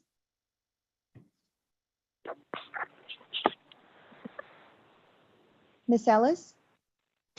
You can proceed. Yes, we can hear you. You can proceed. Good morning. My name is, or good afternoon. My name is Mary Alice Atanat, and I am in parent leadership here at Chicago Public Schools and in the community. I want to read you what was in my Twitter feed yesterday. A 4-year-old baby with disabilities was dragged down a hallway by an off-duty officer working as security. They notified DCFS, but not his mother. Her lawyer had to FOIA the district and the school to find out what happened. Can you imagine this happening to a white parent? The parent's attorney said they say they can save our children from this pandemic, but can they even save them from their own employees? I want you to know that this happened to my daughter. She was harmed by your employees and had to be placed in a therapeutic day school. Currently, CPS and the mayor's office is touting universal pre-K as the savior for our 4-year-olds. and shutting down community-based organizations that provide targeted supports, to force our babies and their families into this dysfunction that is Chicago Public Schools. Families who have experienced the most gravest forms of trauma, the most gravest forms of generational systemic racism, generational systemic exploitation. Then you force them into an institution where families are then re-traumatized. Let's make sure that we all understand the real reason why the mayor's office and CPS wants these 4-year-olds is so that you can have the Title I money that is attached to them. Ms. Ellis, you have 30 seconds. As all of you here continue to support universal pre-K, make certain that you understand that you are supporting the policies that support and continue systemic generational exploitation and systemic generational racism of our Black and Brown communities. Thank you. Thank you, Ms. Ellis. Mr. President, we'll continue with the next speaker, please. Speaker number 8, Cassie Creswell, followed by speaker number 10, Maria Gonzalez. Ms. Creswell?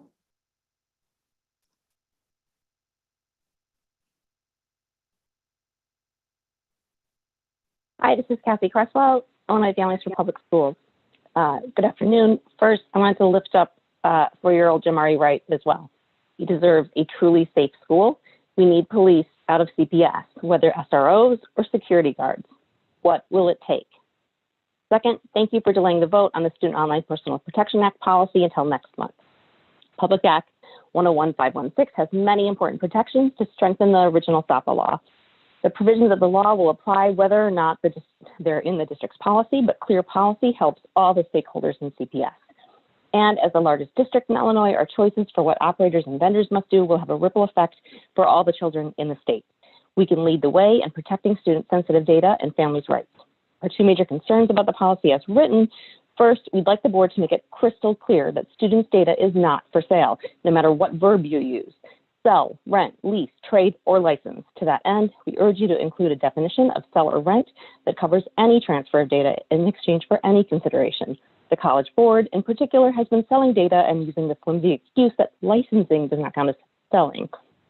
CPS should put a stop to this practice and also ensure that the policy has no loopholes that allow it in the future.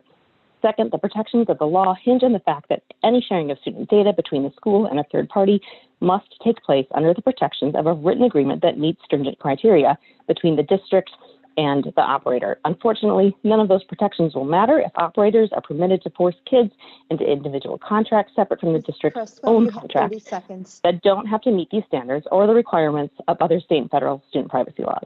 This is currently happening, again, with the College Board as a prime example.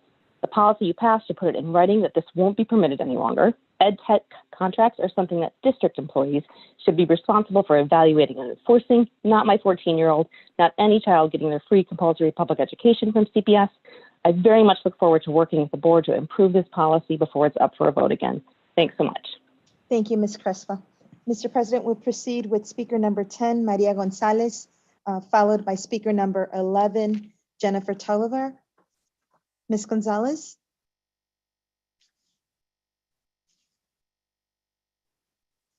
Ms. Gonzalez, if you can please unmute and proceed.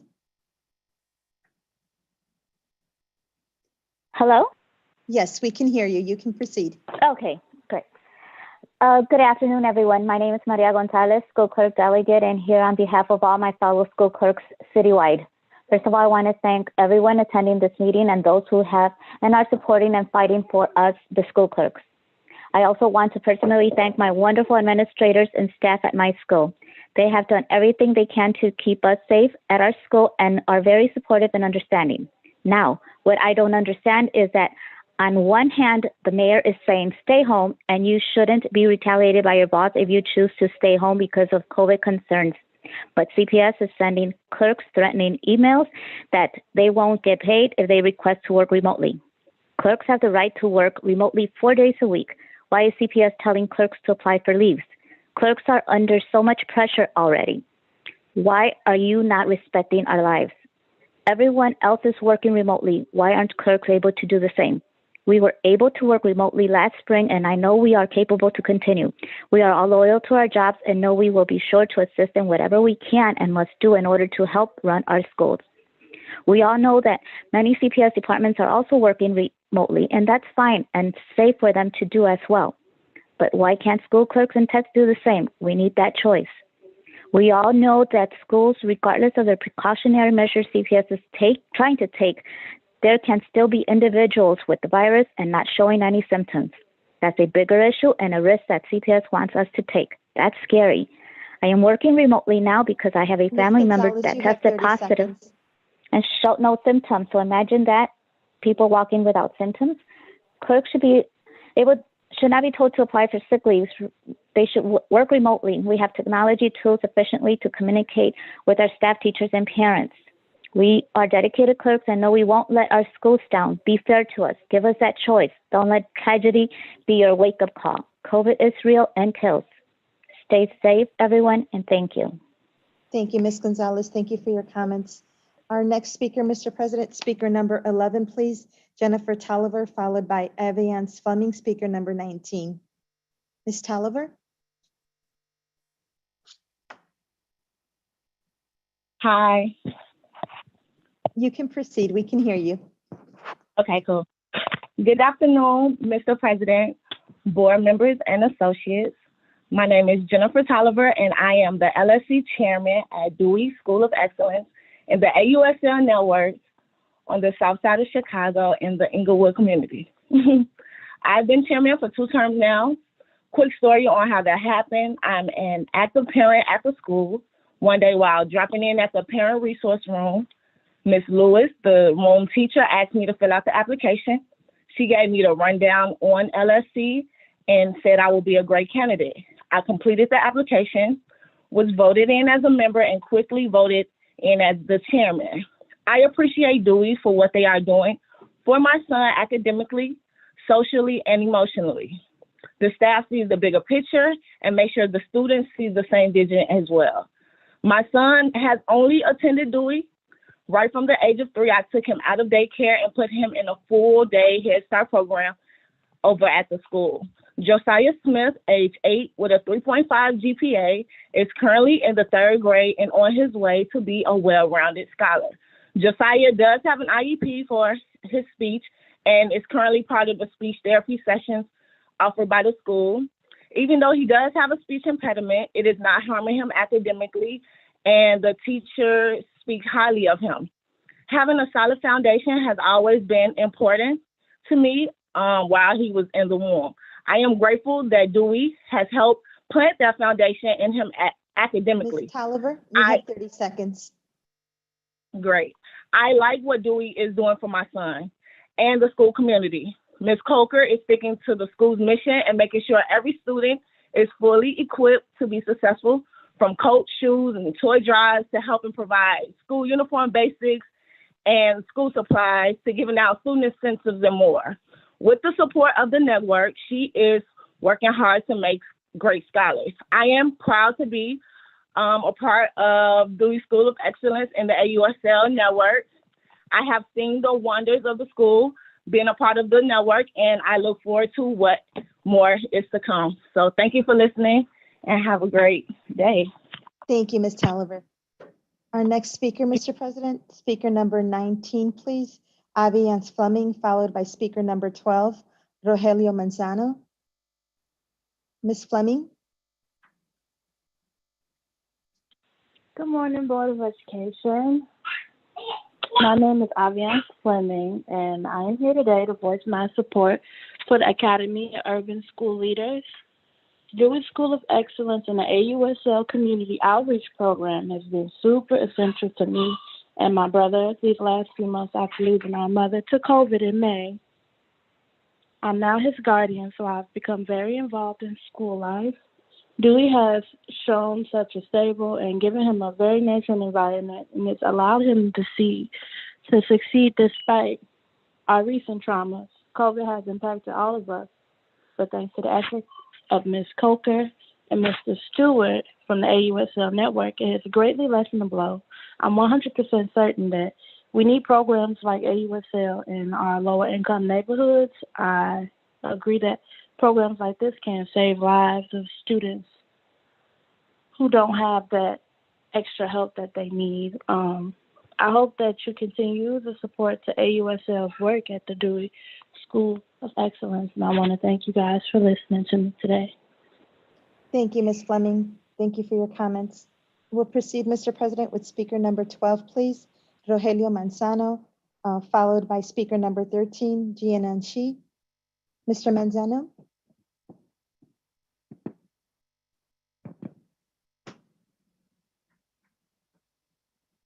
Mr. Manzano, you could. Thank you. Thank you. Hello, my name is Rogelio Manzano. I'm a physical education instructor with 21 years of teaching experience, 12 of which have been at AUSL School, Tarkington Elementary. I am here to speak to you as a parent, a teacher, and as a coach. As a parent, I chose to enroll my two boys at Tarkington School and at Solorio Academy because of the great things they had to offer. My boys came across many very dedicated, hardworking teachers that took the time to know them. Many of these teachers put in extra time before and after school to provide them with every opportunity to succeed. This prepared my boys for the years after high school and molded them into well-rounded, capable young men. AUSL also provided many extracurricular programs that they might not have had the chance to experience at a traditional CPS school. Because of these opportunities, my boys enjoyed going to school every day, and they very rarely missed any days. Some of the best memories I had, aside from athletics, was watching them perform in their winter and spring recitals. One of my boys sang in the school choir, and the other played an instrument. Two things that I didn't have the opportunity to do. Through athletics, my sons had the opportunity to compete against some of the best competition in the state. These opportunities built a tremendous sense of pride within the school and the community. As a teacher moving to Tarkington from a traditional CPS school, I noticed a big difference in the amount of resources that were made available to teachers and students. Our admin team and coaches at Tarkington are constantly helping us improve our practice and provide us with opportunities growth. We meet in cluster teams to problem solve so that we know what's going on in each other's classes, which is one of the things I feel that we didn't do Manzano, you have 30 seconds. where I previously taught. Our admin goes over and beyond to provide us with the necessary resources to get the job done. Lastly, I want to mention some of the events that we provide to build community inside and outside of the school. Our schools provide events such as Family Reading Night, Breakfast with Santa, Halloween Steam Night, and various other events, as well as programs, after-school programs like folkloric dance, art, BAM, Gear Up, and let me not forget to mention numerous sports. Thank you for your time. Thank you, Mr. Manzano. Thank you for your comments. We'll proceed, Mr. President, with speaker number 13, please. Jianan Shi, followed by speaker number 22, Consuelo Martinez. Mr. Chi? Good afternoon, y'all, and happy LSD Election Day. This is John Ann, Director at Raise Your Hand. While we're in the middle of a pandemic, CPS is continuing to entertain the idea of closing down 3 elementary schools in North Lawndale. Schools that on average are 95% Black and 90% low income. Parents should not be calling in today, spending their nights and weekends to fight to keep their schools open during a pandemic. We stand with the North Lawndale parents and community members in rejecting the NLCCC's current proposal and instead ask those proposed investments to be distributed across the 3 schools. Like the fight at National Teachers Academy, the community must continue to reject false choices. Schools are anchors, and potential school actions like these destabilize the area. Closing down schools actually works counter to some of the other NLCCC's goals, such as improved home ownership and attracting outside investment. The 3 schools' attendance areas are the same areas where they're seeking to reduce the number of vacant units and lots. Who will come if you close them down? Can we invest in Black and brown communities without taking anything away? This continues to reveal the lack of equitable citywide facilities planning. The current proposal has requested at least $65 million and has gathered over 20 partnerships. Why can't we invest that across all 3 schools? Quickly regarding CPS reopening, according to the last family opt-in form, 66% of pre-K and cluster parents do not want to go back. Virtual learning must be improved. This is also an issue of public trust. Parents are being left out of the process and instead are watching labor disputes, changing health metrics, and the questions left unanswered. Unless that changes, I don't see how parents who are being asked to decide during this 3rd wave will opt in to send their students. Thank you. Thank you, Mr. Shi. Our next speaker, please, speaker number 22, Consuelo Martinez. Señora Martinez.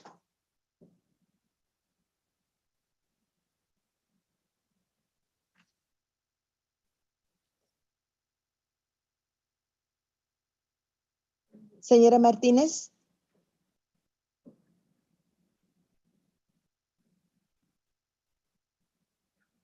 Señora Martínez, puede seguir.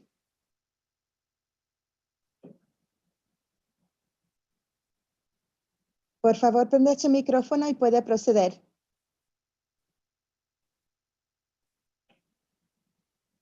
Bueno, ¿me escuchan? Sí, señora Martínez, sí, la escuchamos. Buenos días, miembros de la Junta de Educación. Muchas gracias por escucharme. Mi nombre es Consuelo Martínez. Soy madre de una estudiante de Back of the Yard College Prep High School en el vecindario de Las Empacadoras. Y he escuchado a otras mamás junto con lo que están pasando con sus hijos. No solo estoy representando a mi hija, sino también estoy escuchando y representando a más de 200 padres alrededor de la ciudad. Con el aprendizaje remoto, me he dado cuenta de que mi hija está aprendiendo más o menos. Ellas tienen necesidades especiales, pero también me he dado cuenta de que están teniendo problemas emocionales.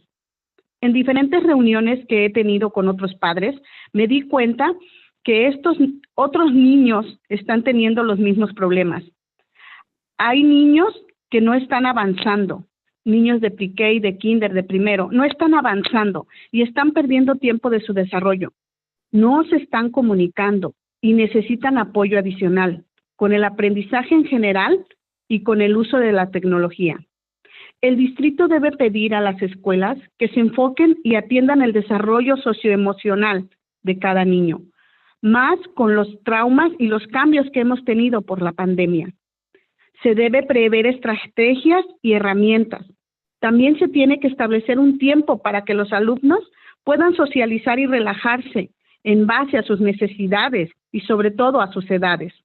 El distrito debe pedir a la educación un tiempo, a las escuelas un tiempo específico con supervisión para que los estudiantes puedan socializar y crear comunidades entre ellos. Pre-COVID ya existía esta estructura. Por ejemplo, cuando los estudiantes comían, tenían la oportunidad de conversar con sus compañeros. Debe de haber una estructura para socializarse ahora con el aprendizaje remoto. Se debe de atender a cada estudiante como un niño completo y no como un número más en CPS. Muchas gracias por su atención. Gracias, señora Martínez. Mr. President, we'll have Jessica translate her statement. Hi, my name is Gonzalo Martinez. I'm the mother of a high school student at Back of the Yards College Prep. Not only am I here representing my daughter, I'm also representing more than 200 parents around the city. I have noticed that although my daughter is learning well in her remote classes, she's also having some social emotional issues. In conversations with other parents, I learned that other students are experiencing similar problems. Some students are not growing socially as they're losing socializing time, and they need additional support with technology and remote learning in general. The district should provide tools to schools so that they can meet each child's social emotional needs, more so with the traumas the pandemic has brought. CPS should require schools to have a specific time that is supervised for students to build community with each other. This should be accommodated based on their needs and age. This is a structure that was in place before COVID. For example, during lunch period, students had the opportunity to talk to their classmates. Now with remote learning, there should also be a similar structure that allows them to socialize. We need to treat every student like a whole child and not just another number in CPS. Thank you. Thank you, Jessica. Mr. President, we'll continue with the speakers list. Our next speaker is speaker number 23, Dixon Romeo, followed by speaker number 24, Blair Flowers.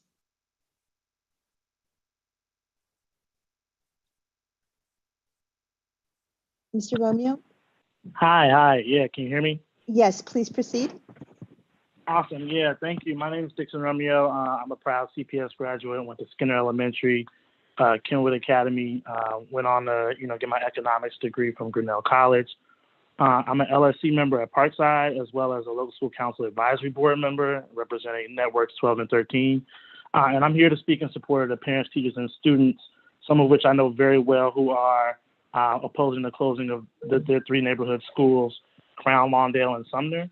The CPS Office of Equity states that equity means championing the individual cultures, talents, abilities, languages, and interests of every CPS student by ensuring that they receive the necessary opportunities and resources to meet their unique needs and aspirations. I bring that quote up because there isn't a dollar sign or a price tag when we think about equity, right? And every single Black child deserves as much resources as needed to ensure their success. The data, the community, and the words of the students are extremely clear. What has been needed in North Lawndale is more resources, not clever ways of repackaging, giving them less.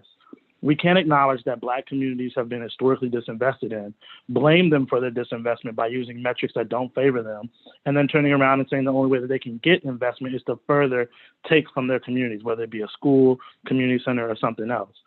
That is what's been going on in North Lawndale for decades, and that has to stop.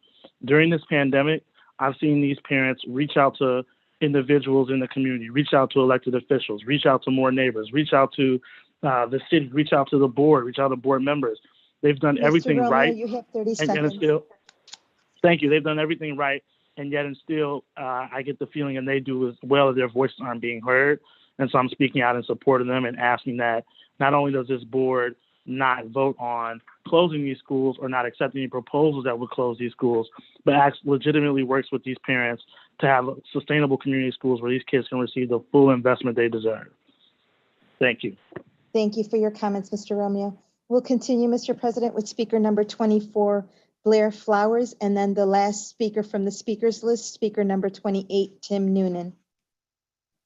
Ms. Flowers? Ms. Flowers, you can unmute and proceed, please.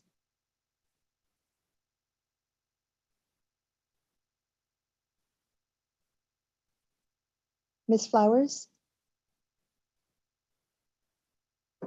Can you please unmute? Hello? Yes, we can hear you. You can proceed. All right. Hello, CPS board members. I'm Blair Flowers. I have an 8th grader at Plato Learning Academy in Austin, where I also sit on the PAC. I have worked in the Austin community for well over 25 years under the Old West Side Ministers Coalition from 1998 to 2013, where I was under the leadership of Reverend Dr. Lewis Flowers. I am here to bring an issue that my students and parents are having with the Chicago Connect program to help everyone get internet service.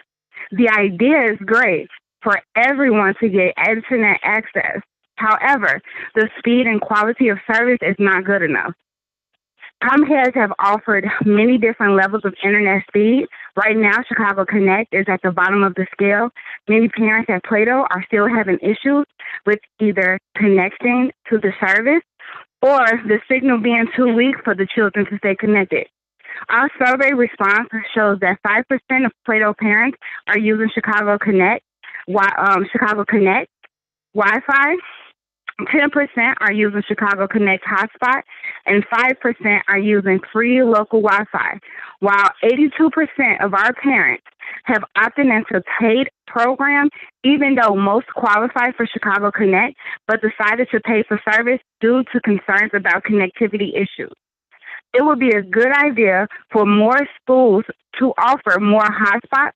That way, the need for the students to have connection issues can have their own internet service, their own internet source. Other options is that Comcast can just increase the speed connection that they are already offering, or offer discounted rates for their next level of high-speed connection. I urge CPS to build upon the Chicago Connect program to ensure that it is working for everyone who needs it, especially families at Plato who still aren't connected. Thank you. Thank you, Ms. Flowers. Thank you for your comments. Mr. President, we'll proceed then with the last speaker, Tim Noonan, please, speaker number 28. Hello? Yes, Mr. Noonan, Hello. please proceed. Hi. Okay.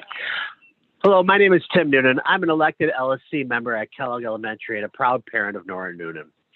We have laid out the case month after month since June of 2019 that there certainly is a need for an addition at Kellogg.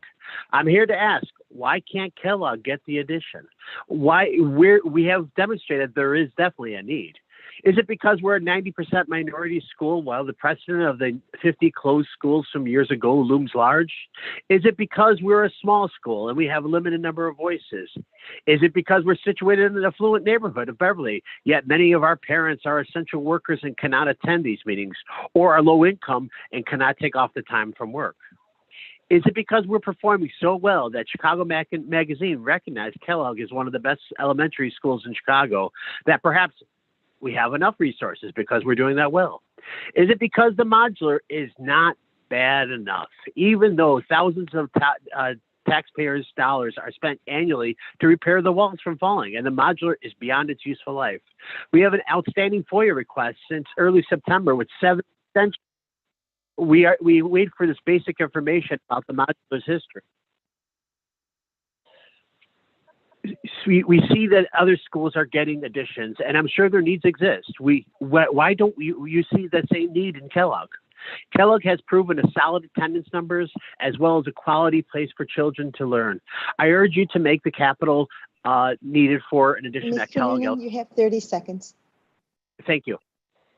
That's it, by the way. That's it. Oh, thank you, Mr. Noonan. Thank you for your comments. Thanks. Mr. President, we will now proceed with the elected officials. We will call on State Representative Edgar Gonzalez from the 21st District, please.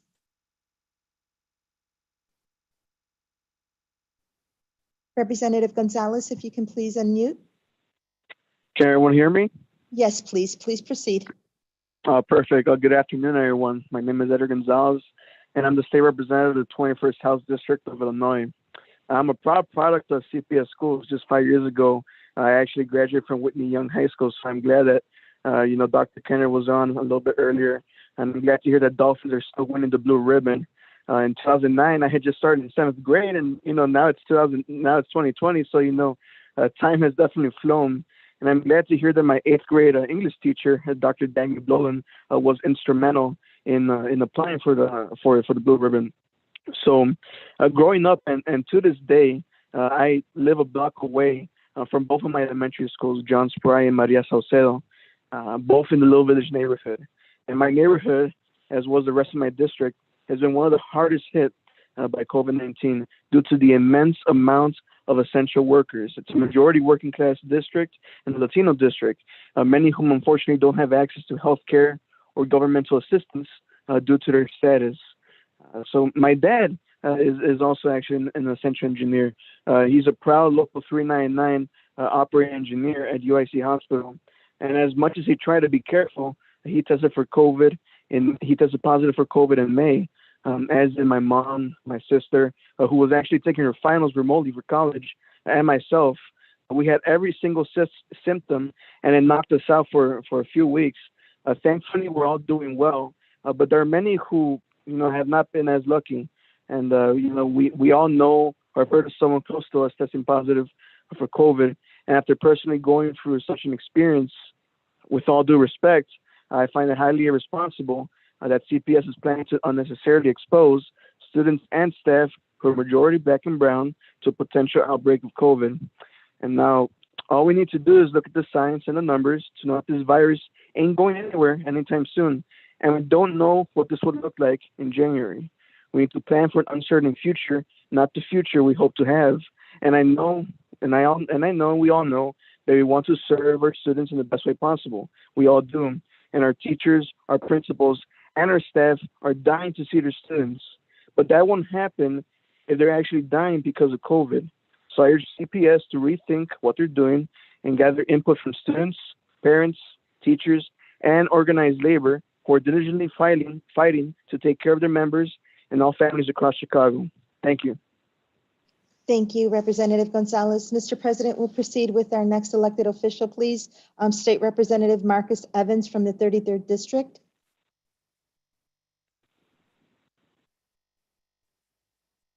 Representative Evans, if you can please unmute. Yes, hello. Yes, we can hear you. You can proceed. Thank you. Thank you all. Thank you, President Devalier. I think the great board members. Your job is never easy.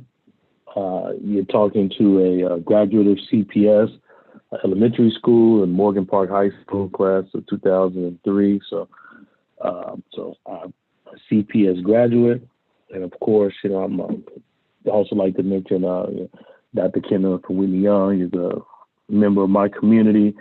So just a great leader. She's doing great work. And many of the principals over here at CVS High School, they're doing the best they can with the resources they have. We continue to fight in Springfield for more resources for you because more is needed for CPS. I'm calling specifically today because I chair the Labor and Commerce Committee in Springfield, and I believe strongly that workers, we have to continue to fight for workers' rights and protections. I know that you all are doing the best in which you all feel that you can do, but I would also like to just request more, specifically when it comes to the arbitration decisions that were made with regarding to the safety of the clerks in our school, and definitely the safety of the students and staff. It's a crazy time, unprecedented time. I think we should always err on the side of safety. I'm just encouraging you all as you all make the tough decisions that you all err on the side of safety and make conservative and safe decisions for our clerks.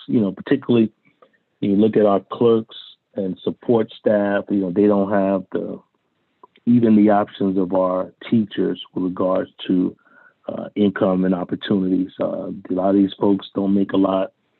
And the last thing they need is to get COVID and to have anything interrupted in their lives. So please lean on the decisions of the arbitrator and look to protect our local folks. And again, I'll keep you all in my thoughts. And none of the decisions are easy, but this is one in which I'm using my voice to advocate for. And thank you for your work and the time allowing me and my other colleagues to speak. So thank you so much. Thank you, Representative Evans. And Mr. President, we'll proceed then with Alderman Byron Cincho Lopez, the 25th Ward Alderman, please.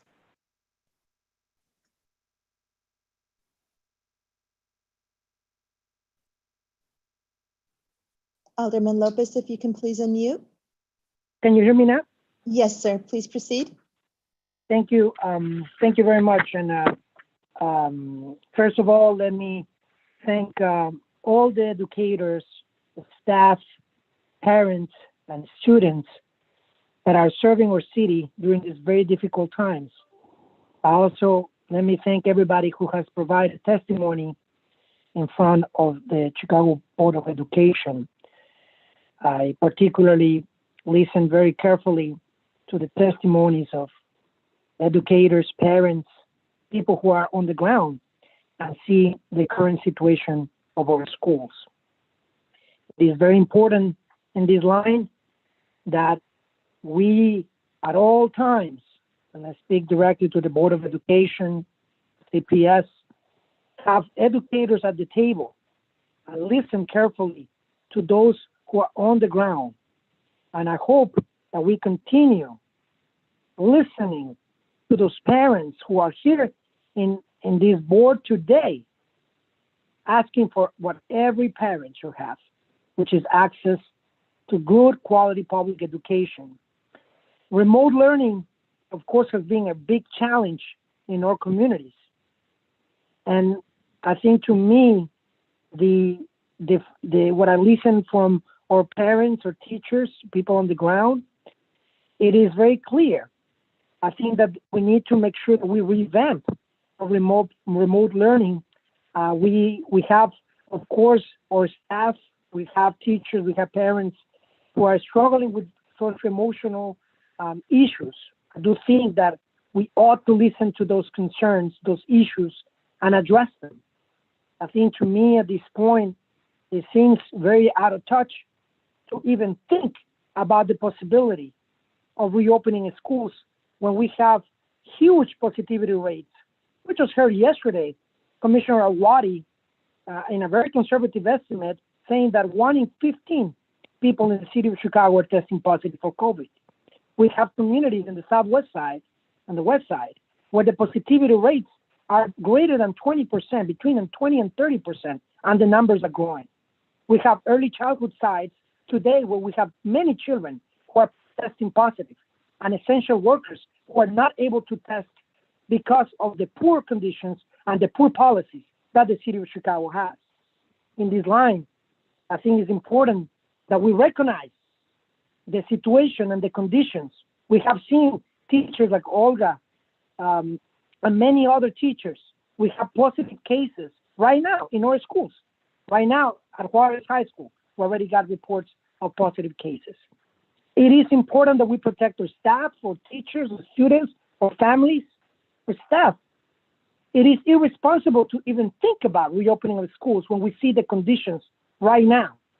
And I urge the board once again to think about some of the same things that we heard from parents, from educators and experts on the field about how we can revamp remote learning to make sure that we protect lives. We empower LSCs and local decisions to revamp remote learning, to listen to the experts, to listen to the needs of diverse learners and special education, and also bilingual students and families on how we can do that and create opportunities for non-screen activities and ways for us to make this more sustainable. This is a tough time. Of course, the saturation, but we cannot put and risk the lives of our kids, of our families, of our staff, of our teachers on the line. It is irresponsible. The last thing I'd like to say, because we did hear a little bit about parents who are concerned about consolidation, and I would like to share with you the connections between housing, the connection between an austerity measures, the austerity measures that we see in budgets, and education. Not too long ago in Pilsen, there was a talk about consolidation of the schools, that they were underutilized, that we needed to close them because they're underperforming. Those two schools today are doing so well. We continue to serve our families, and we'll continue to push for more programming and better funding for our schools. But if we consolidate the schools with the premise of better services and create more overcrowding, how are we going to serve our students of color, mainly Black and brown students, with quality? Those are real estate plans. Oftentimes, they try to serve the real estate industry and their interest on using schools for their purposes. To profit in a time like this, to profit in a time of a pandemic, is not acceptable. We ought to be looking at quality public schools, how we serve them well, how we invest in our children, in our future, not to how we consolidate the services even further. I would like to say at last that it is because of all these decisions that today I'm more convinced than ever before that what we need in the city of Chicago is an elected school board, an elected representative school board who listens to the parents, the educators, the activists, the students, the people from across the city for better policies for all. That doesn't matter where's your zip code. That no matter where you are located, you will receive the same quality education. Today, that's not the case. And we see those decisions reflecting in the budget, those immoral budgets that are proposed that continue to oppress our communities. So today, I'm convinced more than ever that we have to fight to those parents, teachers, educators who are listening there. Please, we got to take the fight and hold Mayor Lightfoot accountable to her promise of an elected representative school board. Not a hybrid, no more, no less. And please, I urge you, please make sure that we have our educators at the table. We are the ones on the ground. They are the ones suffering. They are the ones who put themselves on the line that deserve to be included in these conversations. We got to be thinking about saving lives. We got to make sure that we put that before anything else. Thank you again to the parents and the educators who are fighting out there. And I urge us, the fight for elected representative school board is more important than ever. Thank you again. Thank you, Alderman. And Mr. President, we do have one more state representative that is trying to join at this time, Representative Lakeisha Collins. She will be joining us in just a minute.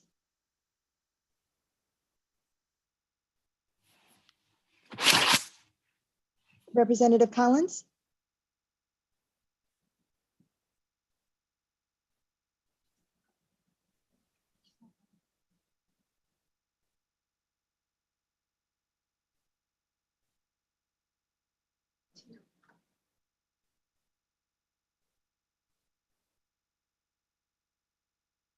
Mr. President, it looks like she's not on at this time. So if you would like to proceed, and then we can. Yes, let's proceed. Okay, we'll get her on when she checks in. So, Mr. President, in terms of public participation, that does conclude public participation, except for the call from Representative Collins. Thank you. Okay, thank you. Thank you. Board members, any questions or comments related to public participation? Then this concludes public participation. We will now proceed with presentations, and we are taking the voluntary closure of Chicago International Charter Schools first. Is that correct? Yes. Okay, please Yep. proceed. Bing Howe, the Chief Portfolio Officer, will present. Bing. All right. Good afternoon, President Del Valle and members of the board. My name is Bing Howe. I'm the Chief Portfolio Officer for CPS, under which the Incubation Innovation Department resides. I will be presenting this afternoon on the voluntary charter school closure of CICS, Chicago Quest, which the district is recommending to the board. If we can move to the first slide, please. CICS Chicago Quest is located in the Old Town New City community. The school opened in 2011 and was approved to serve about 800 students in grades 6 through 12 at full capacity. The campus is one of CICS's 14 campuses and is managed by Civitas. In December 2015, CICS considered closing the campus due to the school's placement on the academic warning list and its declining enrollment. However, CICS voted to phase out grades 6 through 8, beginning with the 2016-17 school year. This was ultimately approved by the Chicago Board of Education on December 2016. Currently, the school serves 115 students in grades 9 through 12. If we can go to the next slide, please. Now I would like to provide the board with an overview of the CICS decision to voluntarily close the CICS Chicago Quest campus.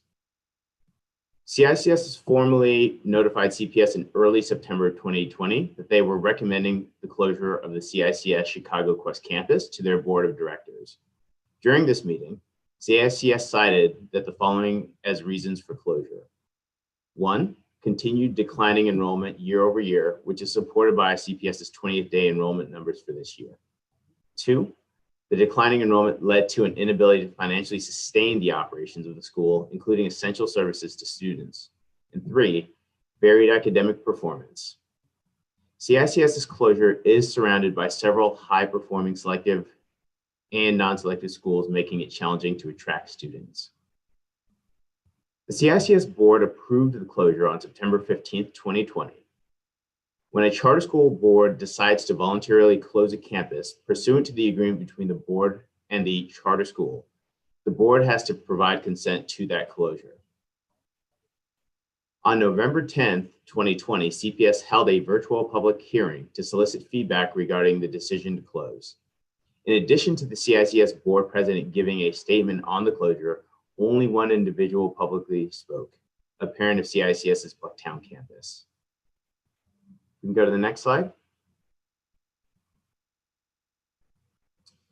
CPS places the highest priority on ensuring that every student affected by closure receives transition supports and is enrolled in a high quality school that best meets their needs. CICS currently has 115 students enrolled, in which 31 are seniors.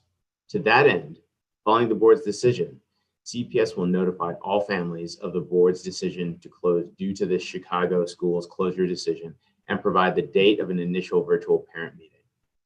2, preliminary data shows that the students are traveling an average of 5.6 miles to the school, primarily from the south and west sides of the city to attend CICS Chicago Quest. Some students reside near the school, which is located in the Old Town, New City community.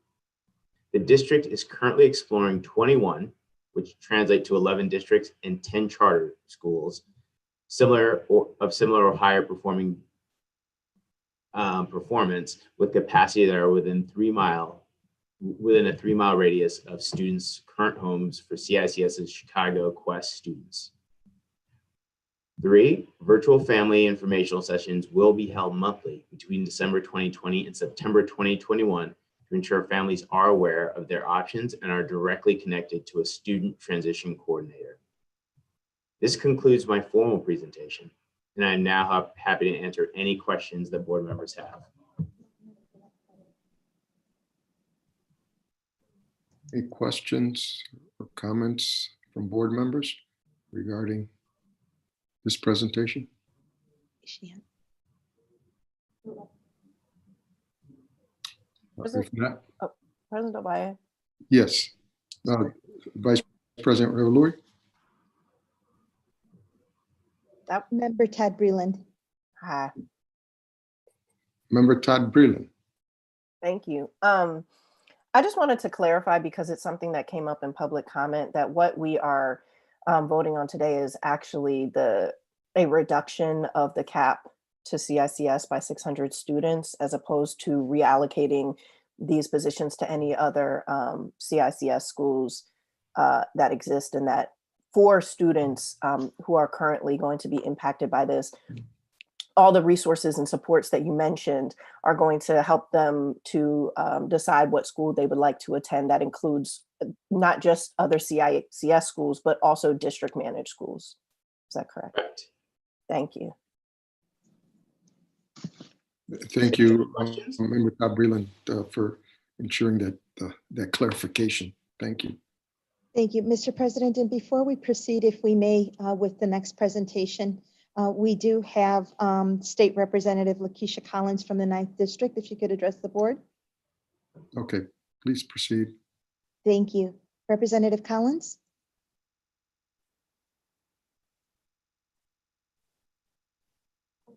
If you can please unmute.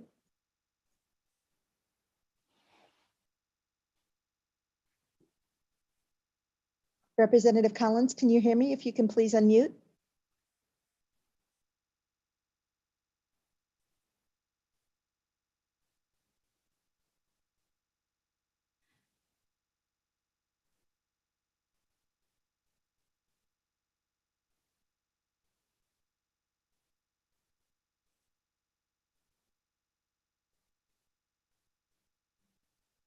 Representative Collins, can you please unmute?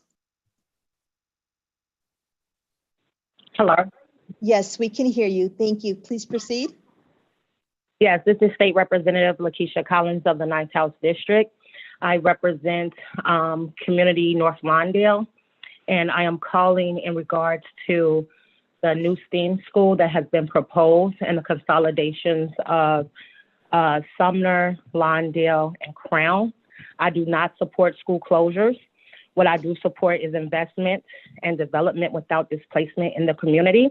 I feel that right now, in a time where we are focused on COVID and getting those numbers to drive down and make sure that these communities get the resources that they need, that is what we need to be focused on. And talking about a new school in this moment is not the right thing to be focused on. So I ask that the board slow down this process and make sure that the parents, the staff, and the students have say-so in what happens in their community. And so I've been hearing from both sides, from the NLCAC and also from the North Lawndale Parent Action Committee. And it seems to be that they both want the same thing. They want to both lift up North Lawndale, but they're looking at this through different lenses. And like I said before, I do not support school closures. It is not good for the community. There are safety issues that parents and staff and students are concerned about. There are other things that we need to worry about as far as the root causes, the lack of housing, the lack of grocery stores that we need to tackle at this moment. And building a new school and this time is not what's going to be good or fix the rooted issues that are happening in that community right now. And so I ask again that you all slow this process and allow this community to go back to the drawing board and make sure that all the voices in North Lawndale is being heard. Thank you for your time. Thank you, Representative Collins. Thank you, Mr. President. Okay, let's proceed to the reopening report. President Del Valle, I had a clarifying question for Chief Payne. Oh, yes, please. Yes, I just wanted to, if you would be so kind to remind me, when Chicago Quest opened quite a few years ago, what was its capacity, its approved capacity? Brief moment, let me get that for you. Okay. The initial capacity year one, the initial approved capacity was 800 students, and that was for a 6 through 12. Okay, and in the years since, they've been seeing a steady enrollment, like decrease, you know. So did they ever meet that 800 school number, that aspiration? No. So I do think so. Authorized for 800 seats. Year one, they had 231 seats, but that was because they were just serving grade 6 and scaling up. Okay. At max, they made their way all the way up to around 300, well, a little over 300 students, 380 students. But one of the things that's actually been challenging overall is really being able to find the right student set, as well as grade levels for their model. So they went from a 612 to a 912. And since they've actually modified their school model to 912, which was in effect the year for school year FY19, their school population was 236 students, which is now 114 students. So no, they have never met the 800, and at this current model of a high school solely, their population has been decreasing over the last 3 years. Thank you. I appreciate that. Thank you. Are there any other questions or comments regarding the charter? Okay, then let's proceed with the next report. Dr. Jackson. Thank you. You teed it up already. We're going to transition into school reopening update. So I will turn it over to Chief McDade. Thank you, Dr. Jackson. Good afternoon.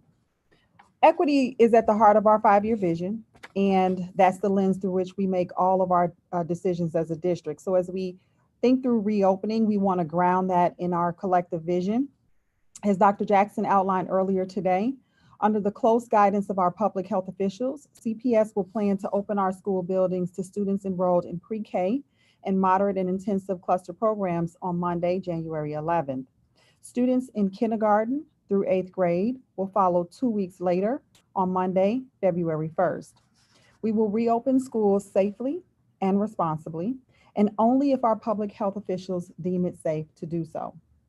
But we have a moral responsibility to do everything possible to bring our children back into the classroom.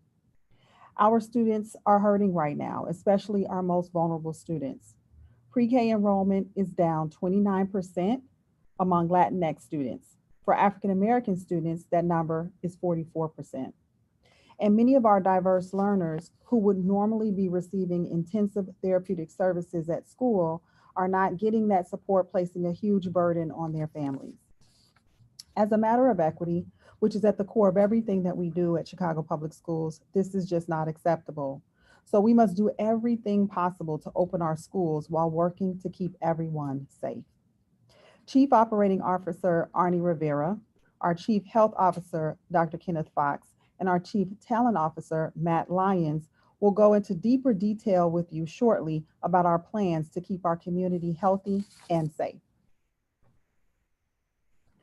The situation we are dealing with now has thrown a spotlight on some long-standing inequities among our students of color, our youngest learners, and our children with diverse learning needs.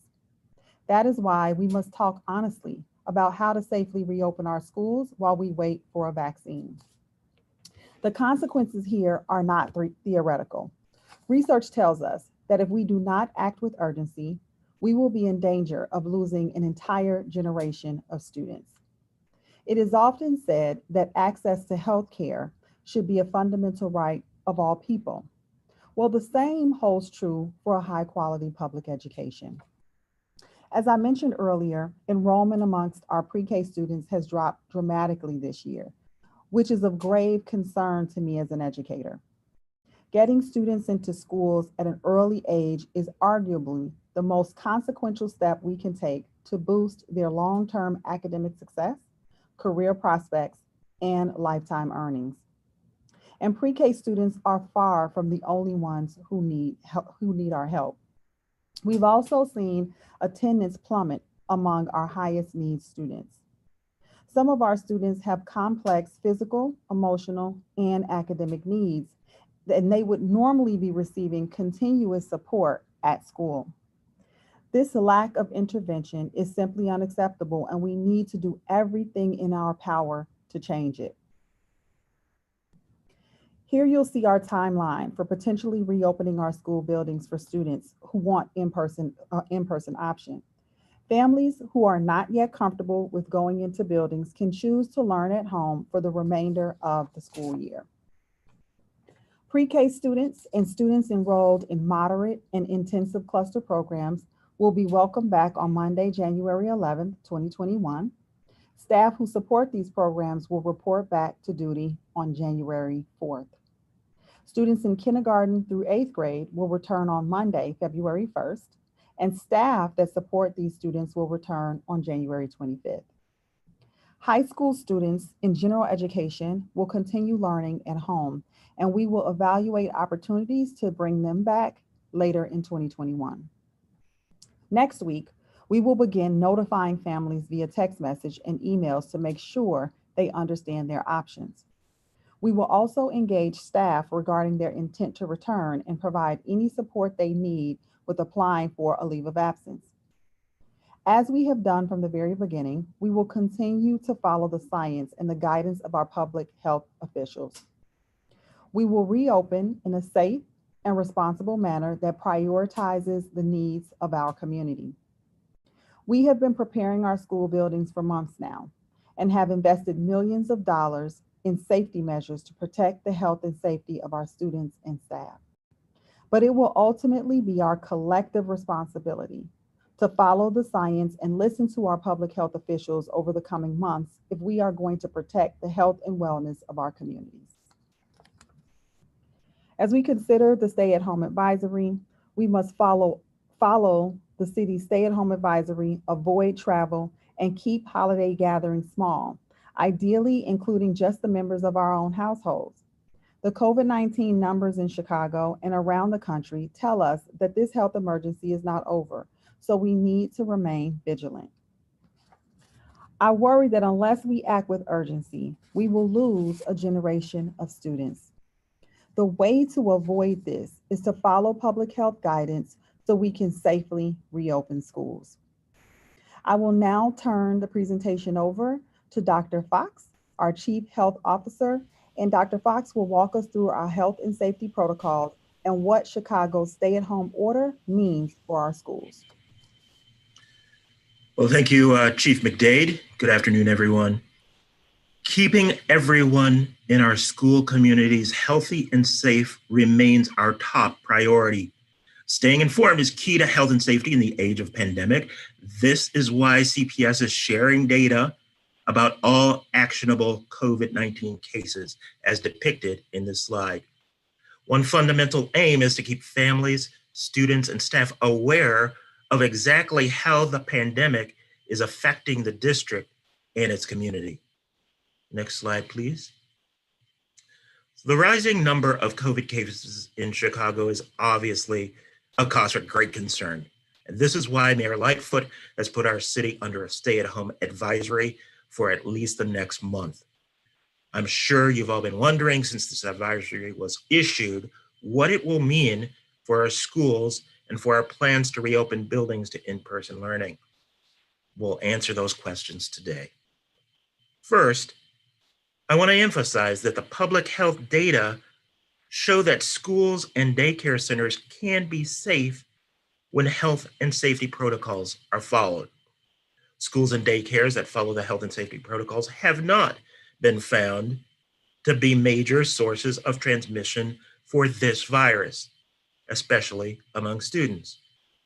We know more about the dynamics of COVID transmission now than we did at the start, or even this past summer. A clear pattern has emerged globally, nationally, and locally. Students have not been the fuel of community surges. Given this evidence, schools are considered essential under the stay-at-home advisory, which means our buildings will be open. CPS will continue to operate as learning hubs and as meal distribution sites, and those out-of-school activities that are permitted under our current public health guidelines will go on as scheduled. We will do all of this because it's what our students and families need, but also because we can succeed in doing it safely, just as others across the globe and here in Chicago have done it. Our team has worked tirelessly to put protocols in place to keep everyone safe, and we're going to talk about those in detail today. Next slide, please. There is only one way to reopen schools, and that is to do it safely and responsibly. So we will continue to follow the latest science and public health guidance. The district has implemented numerous public health measures, which you all should be very familiar with by now. These protocols promote the health and safety of students, staff, and anyone who enters a building, a school building. All must complete a health risk and symptom screener and a temperature check. Face coverings are mandatory, and people must follow healthy habits, hand washing, social distancing, and staying home if you're sick. Soap and hand sanitizer are widely available. Kids learn in pods in the learning hubs, and that'll be the approach as we move forward with in-person learning, the in-person learning expansion. Indoor air quality and ventilation audits have been completed, deemed safe. There are HEPA air filters or air purifiers. Additional custodians for cleaning and disinfecting are in place. And they're using hospital-grade disinfectant sprayers and other equipment and resources appropriate to the task.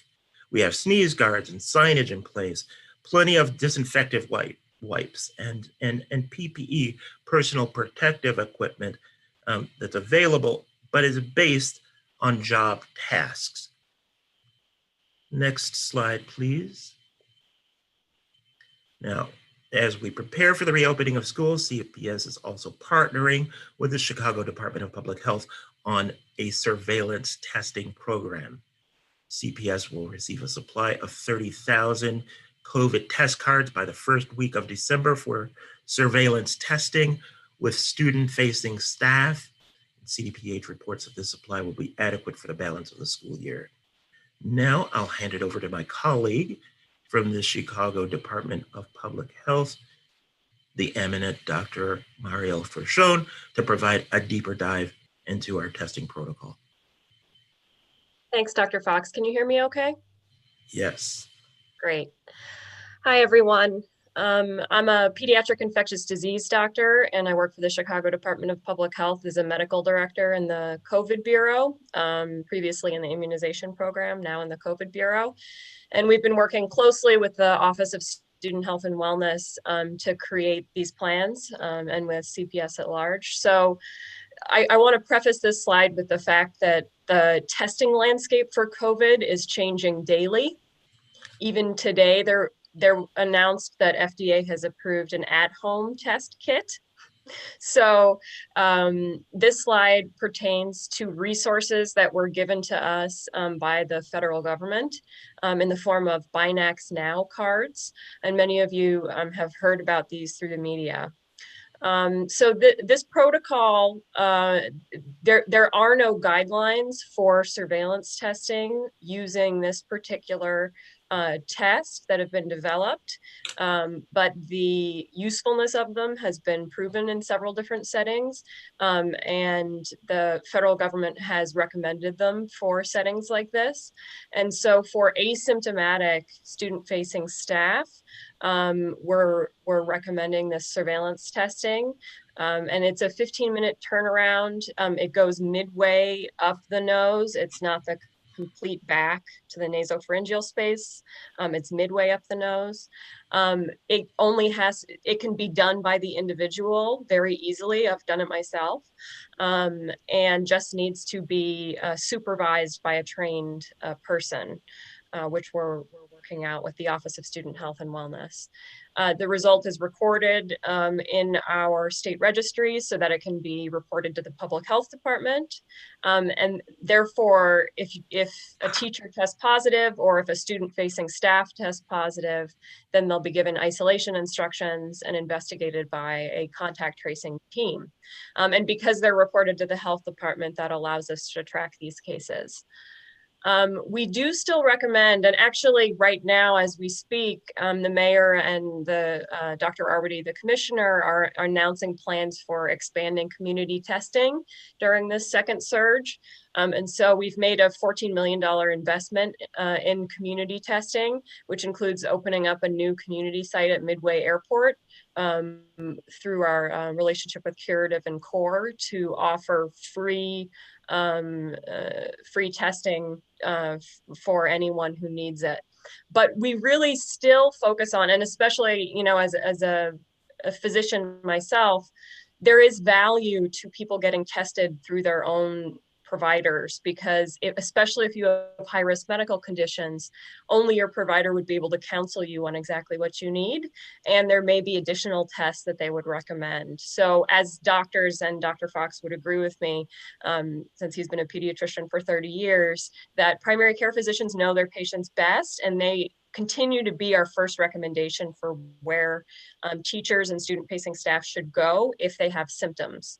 But on top of that, we are creating this extra capacity during the second surge, which includes the city testing sites, which can be found there, as well as some of our academic partners who have drive-through sites and the ability to send rapid response teams potentially to schools as needed. And then the employee must self-report through this email address according to protocols that will be in place. So this is something we will continually work on because, like I said, the testing landscape will continue to change, but the federal government has provided us this resource and we've worked out this plan to use it for this setting. I'll hand it back over to you, Dr. Fox.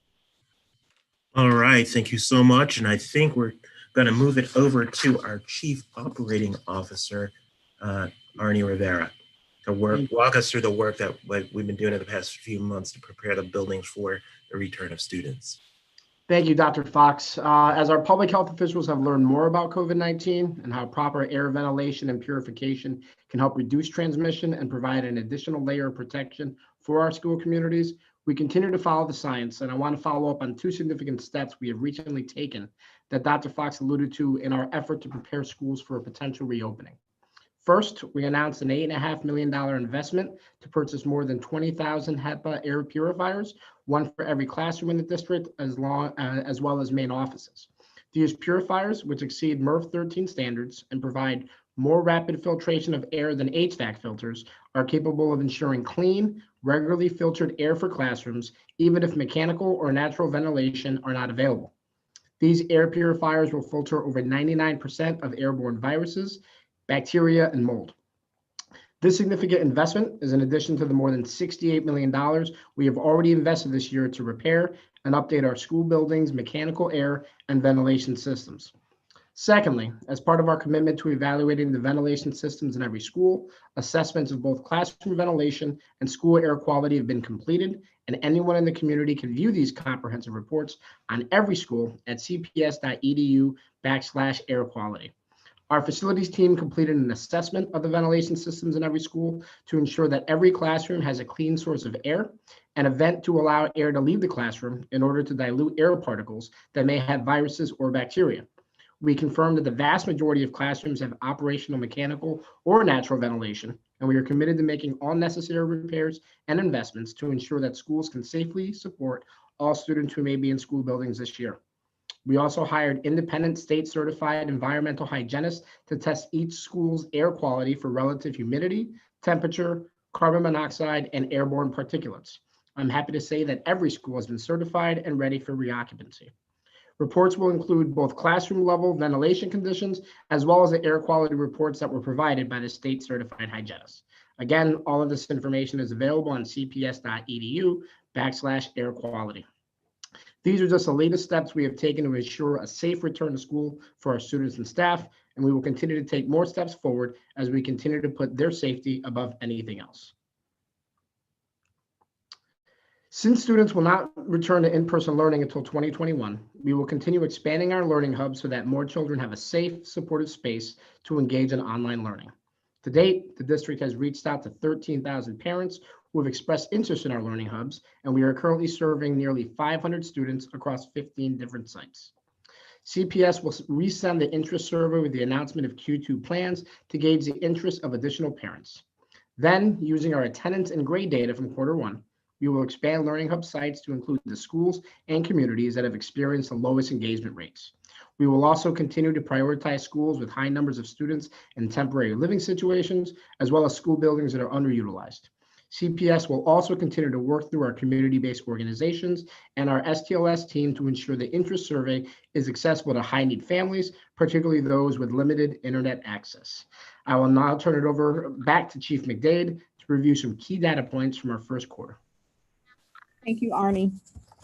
As we mentioned earlier, we recently closed our first quarter of the school year. Elementary school report card pickup conferences will be held today, with high schools meeting tomorrow. And so our data team was able to extrapolate data from our student information system to provide us with first quarter attendance as well as grading. As we plan for the second quarter and beyond, it's important that we review key academic and attendance data that will help improve our remote learning practices. Last spring, CPS tracked engagement in remote learning through Google Analytics. This year, the district is monitoring engagement through attendance. Today, we will review some of the key findings from this data as it informs our plans going forward. First, we'll take a look at attendance. Overall, Q1 attendance is at 91.3%, which is 2.9% lower than where we were at the end of Q1 last school year. The decline in attendance is most notable among our African American students, whose attendance rate has dropped by 5 percentage points. We have experienced an overall drop in attendance this quarter, with priority groups including students with individualized education plans, English learners, students in temporary living situations, and economically disadvantaged students being the most impacted. All grade levels have seen declines in attendance relative to last year, though the biggest drops have occurred at the high school level, with 9th grade attendance down 5%. Now we will take a look at Q1 grades. In the next few slides, we will take a deep dive into Q1 grades. We will look at elementary and high school grades broken down to look at outcomes in English and math, disaggregated by race and ethnicity and priority group populations. First, we will start with elementary school. As a reminder, elementary school grades are final at the end of every quarter. Today, we are presenting grades in reading and math for Q1. This slide shows the comparison between Q1 grades last year and Q1 grades this year. Overall, we are seeing that students were assigned more A's, but also more F's relative to last year. Both A's and F's are increasing at about 3 percentage points. We are seeing a decrease in the number of B's and C's, but an increase in A's, D's, and F's assigned. This data is consistent across all races and priority groups, including our English learners and our students with diverse learning needs. We will now take a look at our elementary school racial breakdown for Q1 grades in reading. Unfortunately, failing grades have also been on the rise during Q1. For our African American and Latinx students, they have had the largest increase in failing marks for reading compared with students of other races, while white and Asian students had the smallest increase in failing marks across all core subjects. In taking a look at math, African American and Latinx students also had the largest increase in failing marks for math compared to students of all other races. This is consistent with what the data showed us on the prior slide for reading. We will now take a look at our priority groups. On this slide, we demonstrate a breakdown by priority group. When compared to the district average, our priority groups are performing lower than their peers. Our students in temporary living situations, who are among our most vulnerable population, were assigned a lower proportion of passing marks across core subjects compared with other priority groups and the district overall. We will now move to high school, quarter one. High school grades are issued at the semester and are cumulative of first and second quarters. This means that quarter one grades roll into quarter two. As with the elementary grades, we are presenting on reading and math for this presentation. This slide shows a comparison between last year's quarter one grades and this year's quarter one grades for high school. Similar to what we saw in elementary schools, fewer passing grades were assigned overall for high school students during quarter one, while a higher number of A's were assigned for reading and math. Compared to our elementary schools, it's notable that the increase in A's is greater for our high school students than for our children in elementary school. Like the elementary school presentation, we are disaggregating the quarter one grades for a racial breakdown for reading first in high school. For high school students, Asian and white students were assigned more total passing grades for reading than students of all other races. African American and Latinx students demonstrate a higher increase in failing grades awarded. However, the increase in A's is observed across all racial groups. Now we'll take a look at the breakdown for math. African American and Latinx students also had the largest increase in failing marks for math compared to students of all other races. Additionally, although increases are realized for African American and Latinx students in math, they are not as high as they are in reading. Now we will take a look at our quarter one grades by priority groups, which includes students with an individual education plan, our EL students, our students in temporary living situations, and our students identified as economically disadvantaged. This slide shows the high school data by priority group. As with elementary schools, we see similar disparities amongst our priority groups when compared to their peers. However, the disparities are not as stark as they were in the elementary schools. Students in temporary living situation, high school students, were assigned a lower proportion of passing marks across core subjects compared with other priority groups and the district overall. What is clear from all of the data slides shown today is that we continue to struggle with the issue of equity. Our African American, Latinx, and students in priority groups have not been served well enough by remote learning to experience success. While there is room for improvements for online learning, we must also push hard to open our classrooms so that we can ensure greater access to high quality instruction for our students. There are supports and services that are needed for our most vulnerable population of students that go well beyond academics, and a remote educational environment is not proving to serve all students well. This is newly received data, and we will be engaging in a root cause analysis of this data at the district, network, and local school level to identify existing barriers to student success. This concludes our presentation, and we're happy to take any questions that you have related to the reopening presentation. President Dabai, this is Elizabeth. Thank you. Member Todd Breland. Hi, thank you so much for the presentation. I appreciate that the plan has a goal and target dates, but of course those are still dependent on the public health situation. And so in addition to having Dr. Fox here today, I really want to just say thank you to Dr. Frashone from CDPH for being here. And I did have a question for her. I hope she's still on the line. I think part of what we're hearing a lot from parents in our school communities is wanting some clarity on the criteria that would allow students to safely return to school and staff to safely return to school. And so I was wondering if you could say more about explaining the stabilization metric that's part of this plan. Yeah, absolutely. So this is something that we've researched incredibly closely, both based on our data here in Chicago, as well as nationally and internationally. And really the underlying, sort of to reference back to what Dr. Fox was saying, the underlying principle here is that the data shows us that schools are safe places for children when layered mitigation strategies are in place. That's the underlying concept, that schools are essential services. And especially here in Chicago, the benefit of added equity outweighs the risks, because it's always a risk benefit analysis here.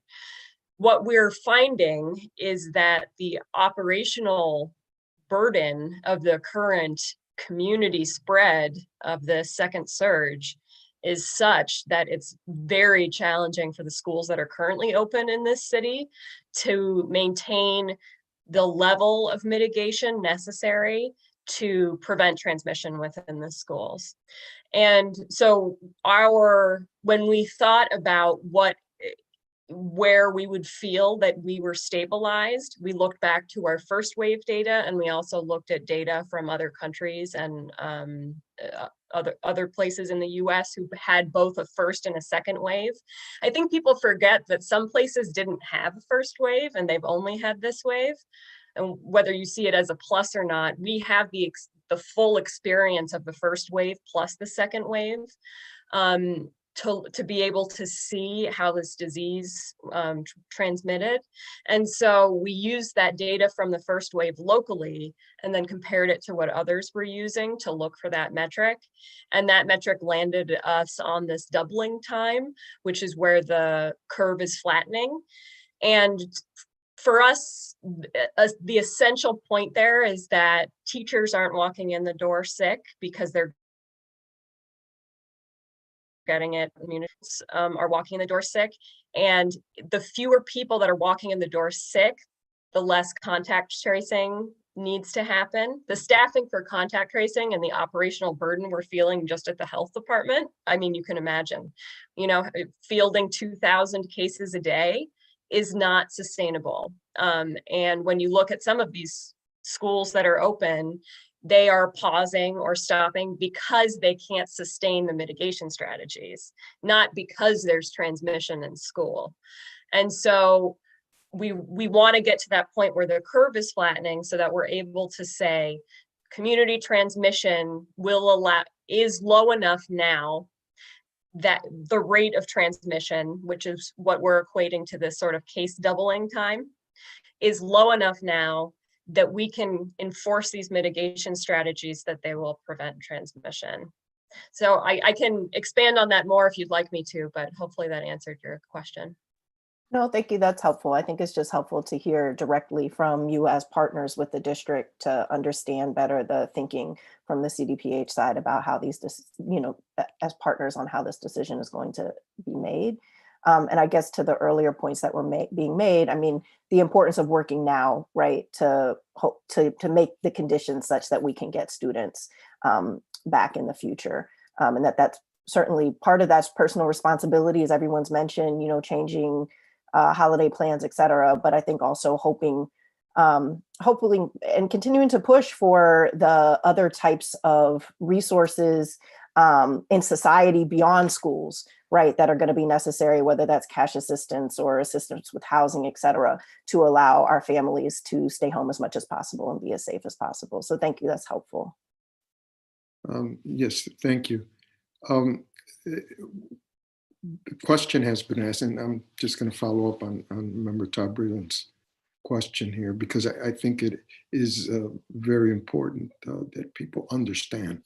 It's a bit complex, and so we have to simplify it as in explaining it to our communities.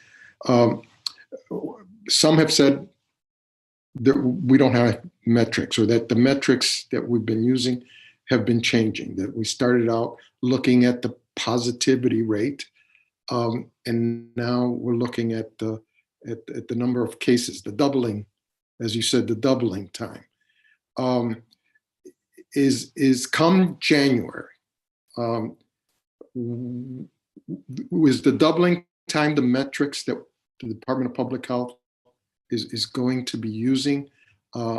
Will that be the metrics, or will there be others that will also be taken into consideration as a recommendation is made to CPS? I think I'd say, first of all, that's a great question.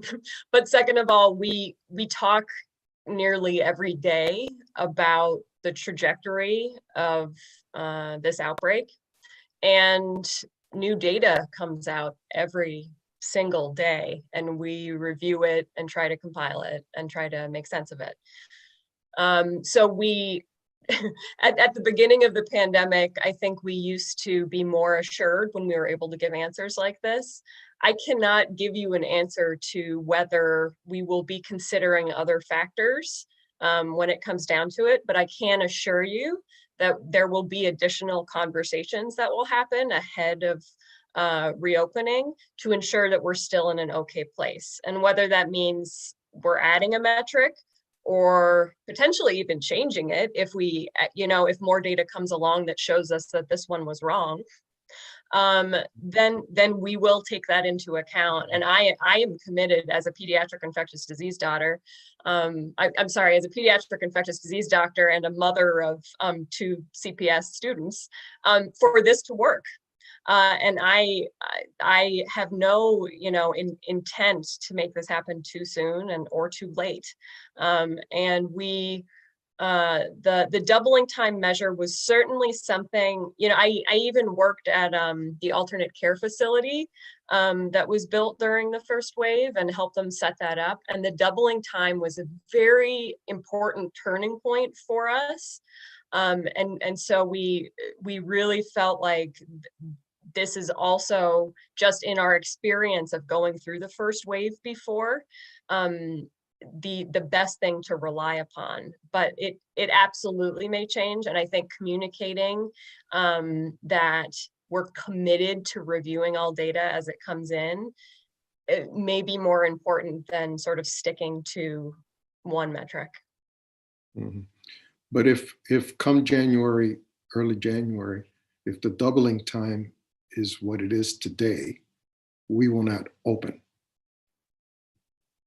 That's correct, because that would mean that we're still going up exactly at the same rate that we are today. That is correct. Thank you. And so the doubling time at where it was set means that we are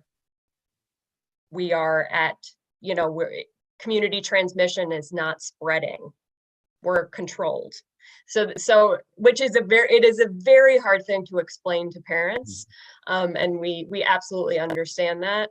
And so potentially that idea of the outbreak being controlled and uncontrolled, it might be a better way to explain it. And that we will consider multiple things around that. But the doubling time is where we're looking in terms of rate right now. Okay, thank you. Mr. President, Tia would like to address the board and ask a question. Tia, please proceed. Thank you. I just had a quick question about the reopening plans in terms of like high school students and general education students. So I know that you said that like early learners, elementary school students would be going back with intent around early February. But is the district making any accommodations for high school students and general education students as they continue to learn remotely, such as like mandated block scheduling for high schoolers, additional resources, et cetera, et cetera?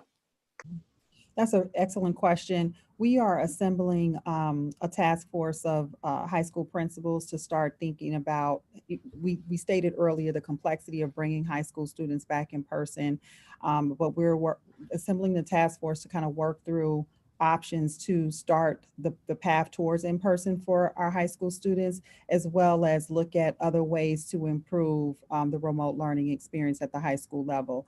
You mentioned, mandatory scheduling. That's something that we at the district level do not control the actual schedule. It's a part of the collective bargaining agreement, but schools do have the opportunity, staff have an opportunity to take a look at their schedules and make adjustments at the local school level through the union members. So that's something that some schools have adjusted so far.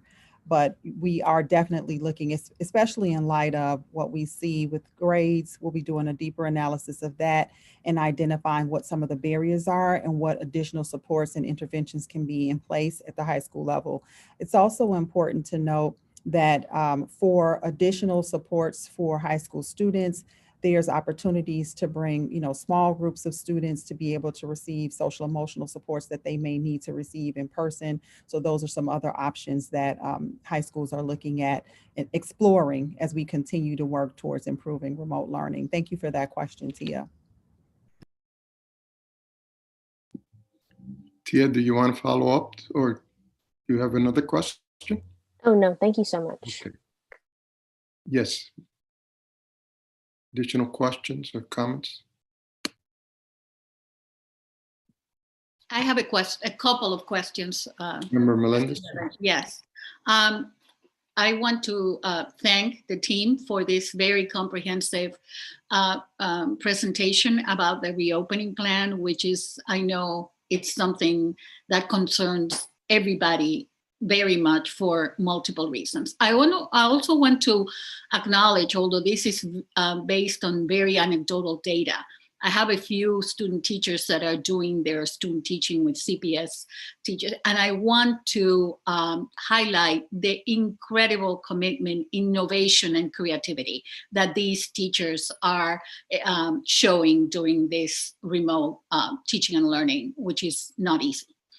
I have a couple of questions that I hope are not too granular. The first one is for Dr. Fox, and it has to do what you indicated that PPE equipment is going to be available in schools as they reopen, but you said that certain criteria will be applied to the availability of that equipment, and I wonder if you could expand on that. Yes, thank you. That's an important point. We have thought through this very carefully. The PPE that you need to wear, that you're geared up with, yes, it depends on what task you're doing. For example, care room attendants need a higher level of PPE than basically anybody else, except perhaps for a nurse doing certain tasks. Right? So for the care room attendant, we want them in a gown, gloves, a particular kind of mask, not just a cloth face covering. This is a fitted mask. Mm-hmm. It's an N95 level respirator that has a particular kind of filter, as well as a face shield, right? That's the PPE that's necessary for that task. Somebody like a clerk doesn't need that. A clerk needs a cloth face covering. A clerk does not need PPE. So what you wear depends on the task that you're doing. That's the wisest way to do this. It is a way of giving people what they need to be safe and also conserving these important resources for the places where they're truly needed. Thank you. Thank you. That's very helpful. Something else that I was wondering about is whether the return of the K-8 students will be staggered in some way. And I don't need the details, but I remember that in one of our briefings, we talked about that was part of, or whether everybody will be expected to return to schools on February 8th, if everything else is in place to allow this. If everything else is in place to allow this, that cluster of students K through 8th grade will be returning on that same week. Okay, and they'll will they be in pods? I mean, like in alternating, or they'll be there every day of the week? It will be in pods, hybrid. Okay. The same as we discussed earlier. Okay. That's very, very helpful. Another thing that I wanted to ask about was the testing, and there's new things that are coming up all the time, and we may have a different even quick test by the time that this is scheduled to happen. So are we planning and setting aside funds to make, because that will make a huge difference, I think, in keeping everybody safe, students, families, teachers. So any thoughts on how the testing may evolve? Yeah, that's a great question. So I'm actually hoping that by January, the Binax Now cards will have more data and that they'll be approved for home self-collection if they're good enough, because the supply we got would put us in a really good place to support this plan. So I'm actually, there should be no difference for a rapid test that's based on an antigen between the Binax Now and anything else that comes out, unless we find out that one is superior to another. Okay. And in that case, we'd have to make a decision. And in infectious diseases, we sometimes choose different tests based off of whether people are asymptomatic or symptomatic. And this is one of those cases. So it could be that we still choose to go with the Binax test for the purpose that we're doing it, depending on what data comes through. But I'm actually hoping that the use of this could be expanded so it's actually easier for teachers to do. That would be the best case scenario. And I think that might be, or that could be a reality, just based off what the FDA is approving and the technologies that have come out already.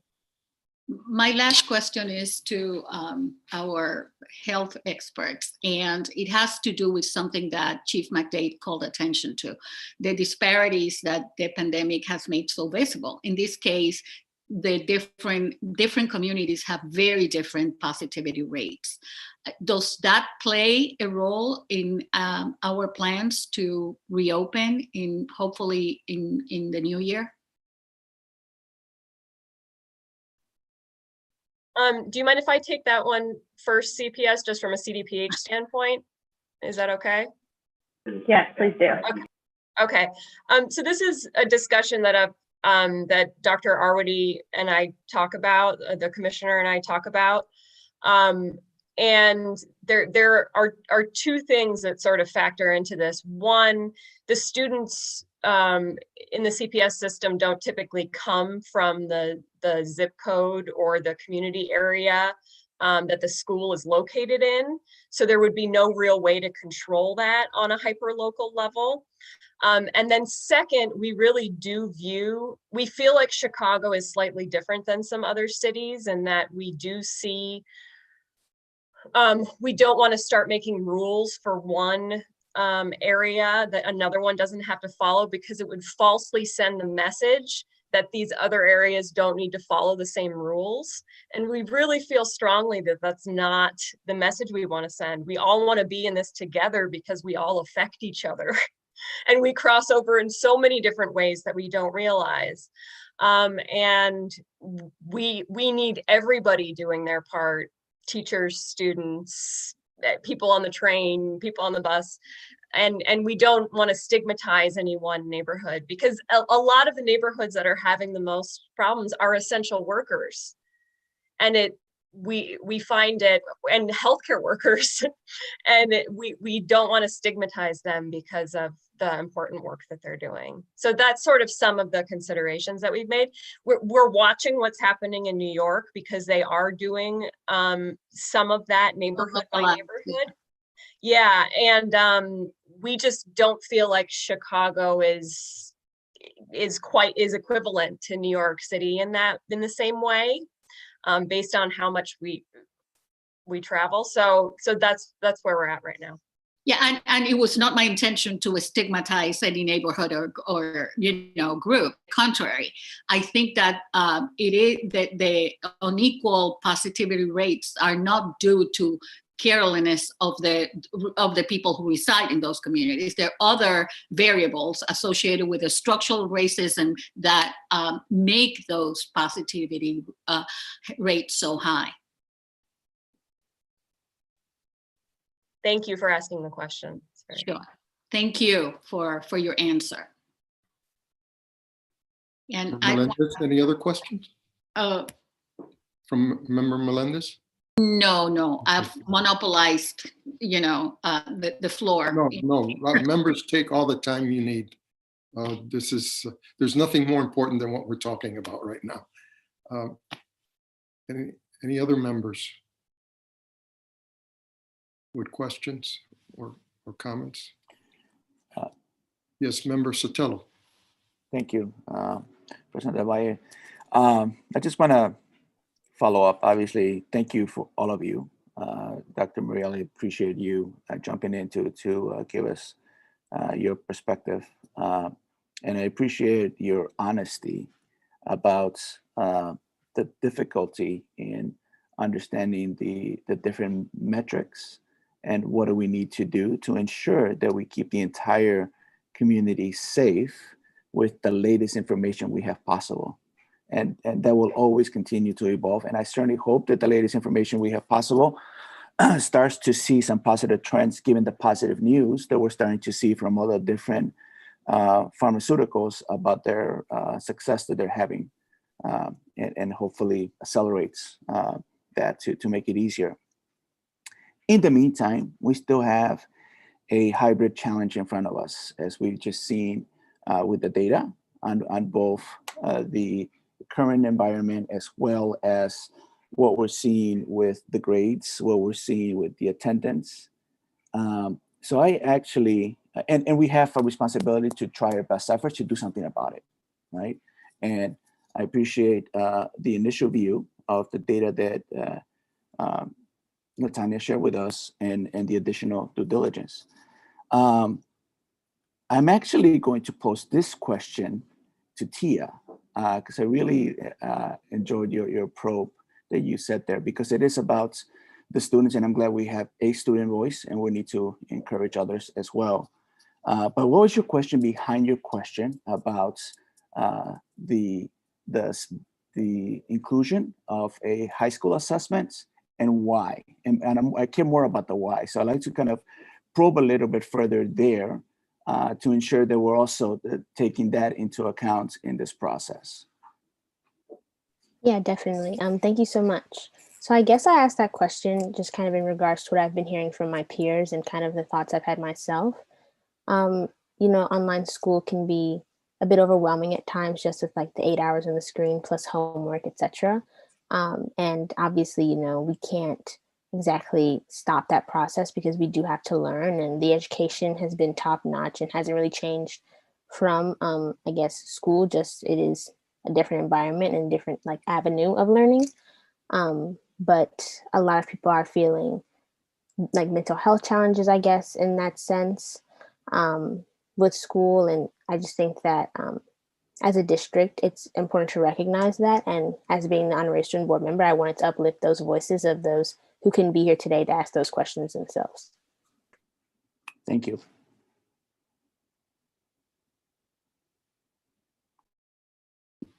Member Sotelo, did you have another question? No, not at this point, because I know we're going to try to solve for it, and I know we have the whole intentions, but I really wanted to get that voice from Tia as to the why behind it's so important what we're trying to do and assess. Certainly.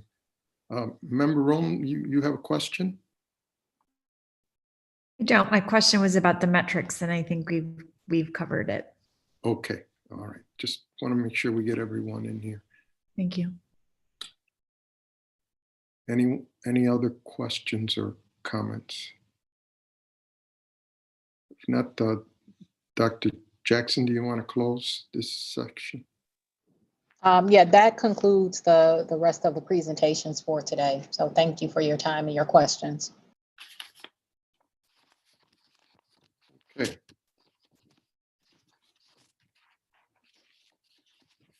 Thank you, board members. There are no additional questions or comments regarding these items. Well, we're going to proceed to open up the floor on the public agenda items. Are there any other questions or any questions or comments regarding the public agenda items?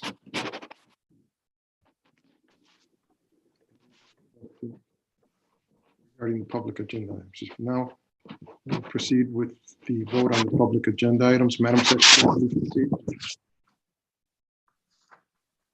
Thank you, Mr. President. I will begin with items on the public agenda, read the board report numbers and brief titles. These items do require a vote. We will begin with P01, and for the record, Mr. President, I would like to note that P01 will be withdrawn from the agenda, and this is the new Student Online Personal Protection Act SOPA policy, so that one will be withdrawn from the agenda. Moving on to the board reports that require the vote, we have EX1, which is the transfer of funds. EX2 is the amendment to the Chicago International Charter School agreement, and this amendment is necessary to authorize the voluntary closure of the Chicago International Charter School Chicago Quest North Campus at the end of the 2021 school year by mutual consent of the parties. We then have PR1, Mr. President. This is the report of award of construction contracts and changes to construction contracts for the Board of Education's capital improvement program. PR2 is to authorize the first and second renewal agreement with Carasoft Technology for identity and access management services. PR3 is to authorize the first and second renewal agreement with Ballot School Solutions for student information system software, hosting, maintenance, and support services. We then have PR4. This is to authorize a new agreement with CDW Government LLC and SHI International Corp. For software products and services. We then have PR5. This is to authorize the second renewal agreement with Healthcare Service Corporation.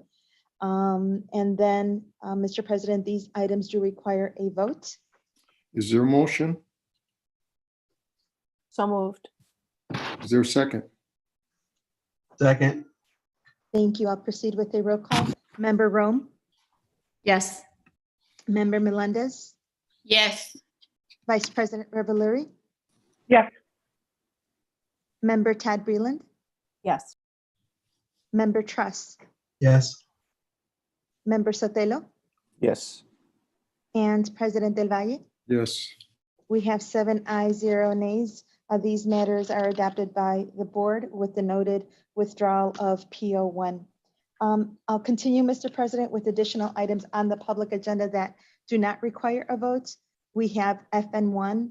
It's the Chief Financial Officer report for October 2020 on the Emergency Authority. PR6 is the Chief Procurement Officer report for September 2020 on the Delegated Authority. EX3 is the report on principal contracts new. EX4 is the report on principal contract renewals. And AR1 is the report on board report rescissions. Mr. President, these items just need to be accepted by the board. Please mark received and filed. Thank you, Mr. President. There are no further items on the public agenda. Okay, we will now proceed with the vote on executive session items. Madam Secretary, please proceed. Thank you, Mr. President. I will continue with executive session items from the General Counsel, and these items do require a vote. The first report is to appoint Assistant General Counsel, Department of Law for James D. Mackey. The second report authorized continued retention of the law firm Ice Miller LLP. The third report authorized continued retention of the law firm Neal and Leroy LLC. The fourth report is workers' compensation payment for lump sum settlement for John Beckles, case number 15 WC 20878. The fifth report is the workers' compensation payment for lump sum settlement for Eileen Du Bois, case number 16 WC 023119. The sixth report is workers' compensation payment for lump sum settlement for Stella Purdy, case number 14 WC 015058.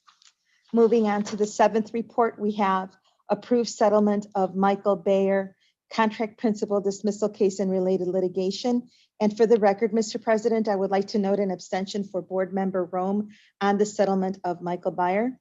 I will continue with the eighth report. This is to approve payment of proposed settlement regarding JW. And Mr. President, these items do require a vote.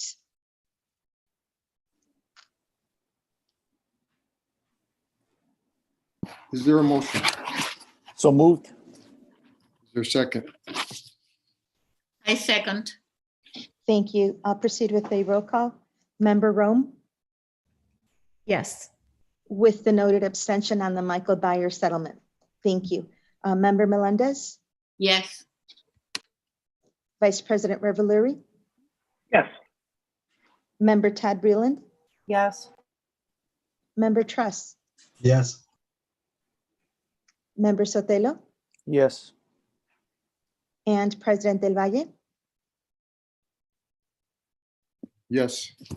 We have 7 ayes, 0 nays, and the 1 abstention noted for Member Rome on the Michael Bayer settlement. Thank you. Mr. President, I'll continue with items from the board, and these items do require a vote. The first report is the resolution approving the Chief Executive Officer's recommendation to dismiss educational support personnel. The second report is the resolution approving the Chief Executive Officer's recommendation for a probationary appointed teacher. And for the record, I would like to note that on November 13, 2020, the board members and the office of the board received the CEO's recommendation to dismiss a probationary appointed teacher pursuant to Board Rule 4-1 and 105 ILCS 5/34-84. Her recommendation included the name of the teacher affected and the reason. She also noted that the teacher affected will be notified of their dismissal after adoption of the resolution. And the third report, Mr. President, is the resolution authorizing the honorable termination of a regularly and certified appointed teacher. And Mr. President, these items do require a vote. Is there a motion? So moved. Is there a second? Second the motion. Thank you. I'll proceed with a roll call. Member Rome, Yes. Member Melendez, Yes. Vice President Reveluri, Yes. Member Todd Breland, Yes. Member Truss, Yes. Member Sotelo, Yes. and President Del Valle. Yes. We have 7 ayes, 0 nays, and these matters are adopted by the board. Mr. President, I believe that Vice President Reveluri has a motion, please. I move that the record of proceedings of the regular board meeting of October 28th, 2020, prepared by the board secretary, be approved, and that such records of proceedings be posted on the Chicago Board of Education website in accordance with Section 2.06B of the Open Meetings Act. Is there a second? I second the motion. Thank you. I'll proceed with a roll call. Member Rome, Yes. Member Melendez, Yes. Vice President Reveluri, Yes. Member Todd Breland, Yes. Member Truss, Yes. Member Sotelo, Yes. and President Del Valle. Yes. We have 7 ayes, 0 nays, and this motion is adopted by the board.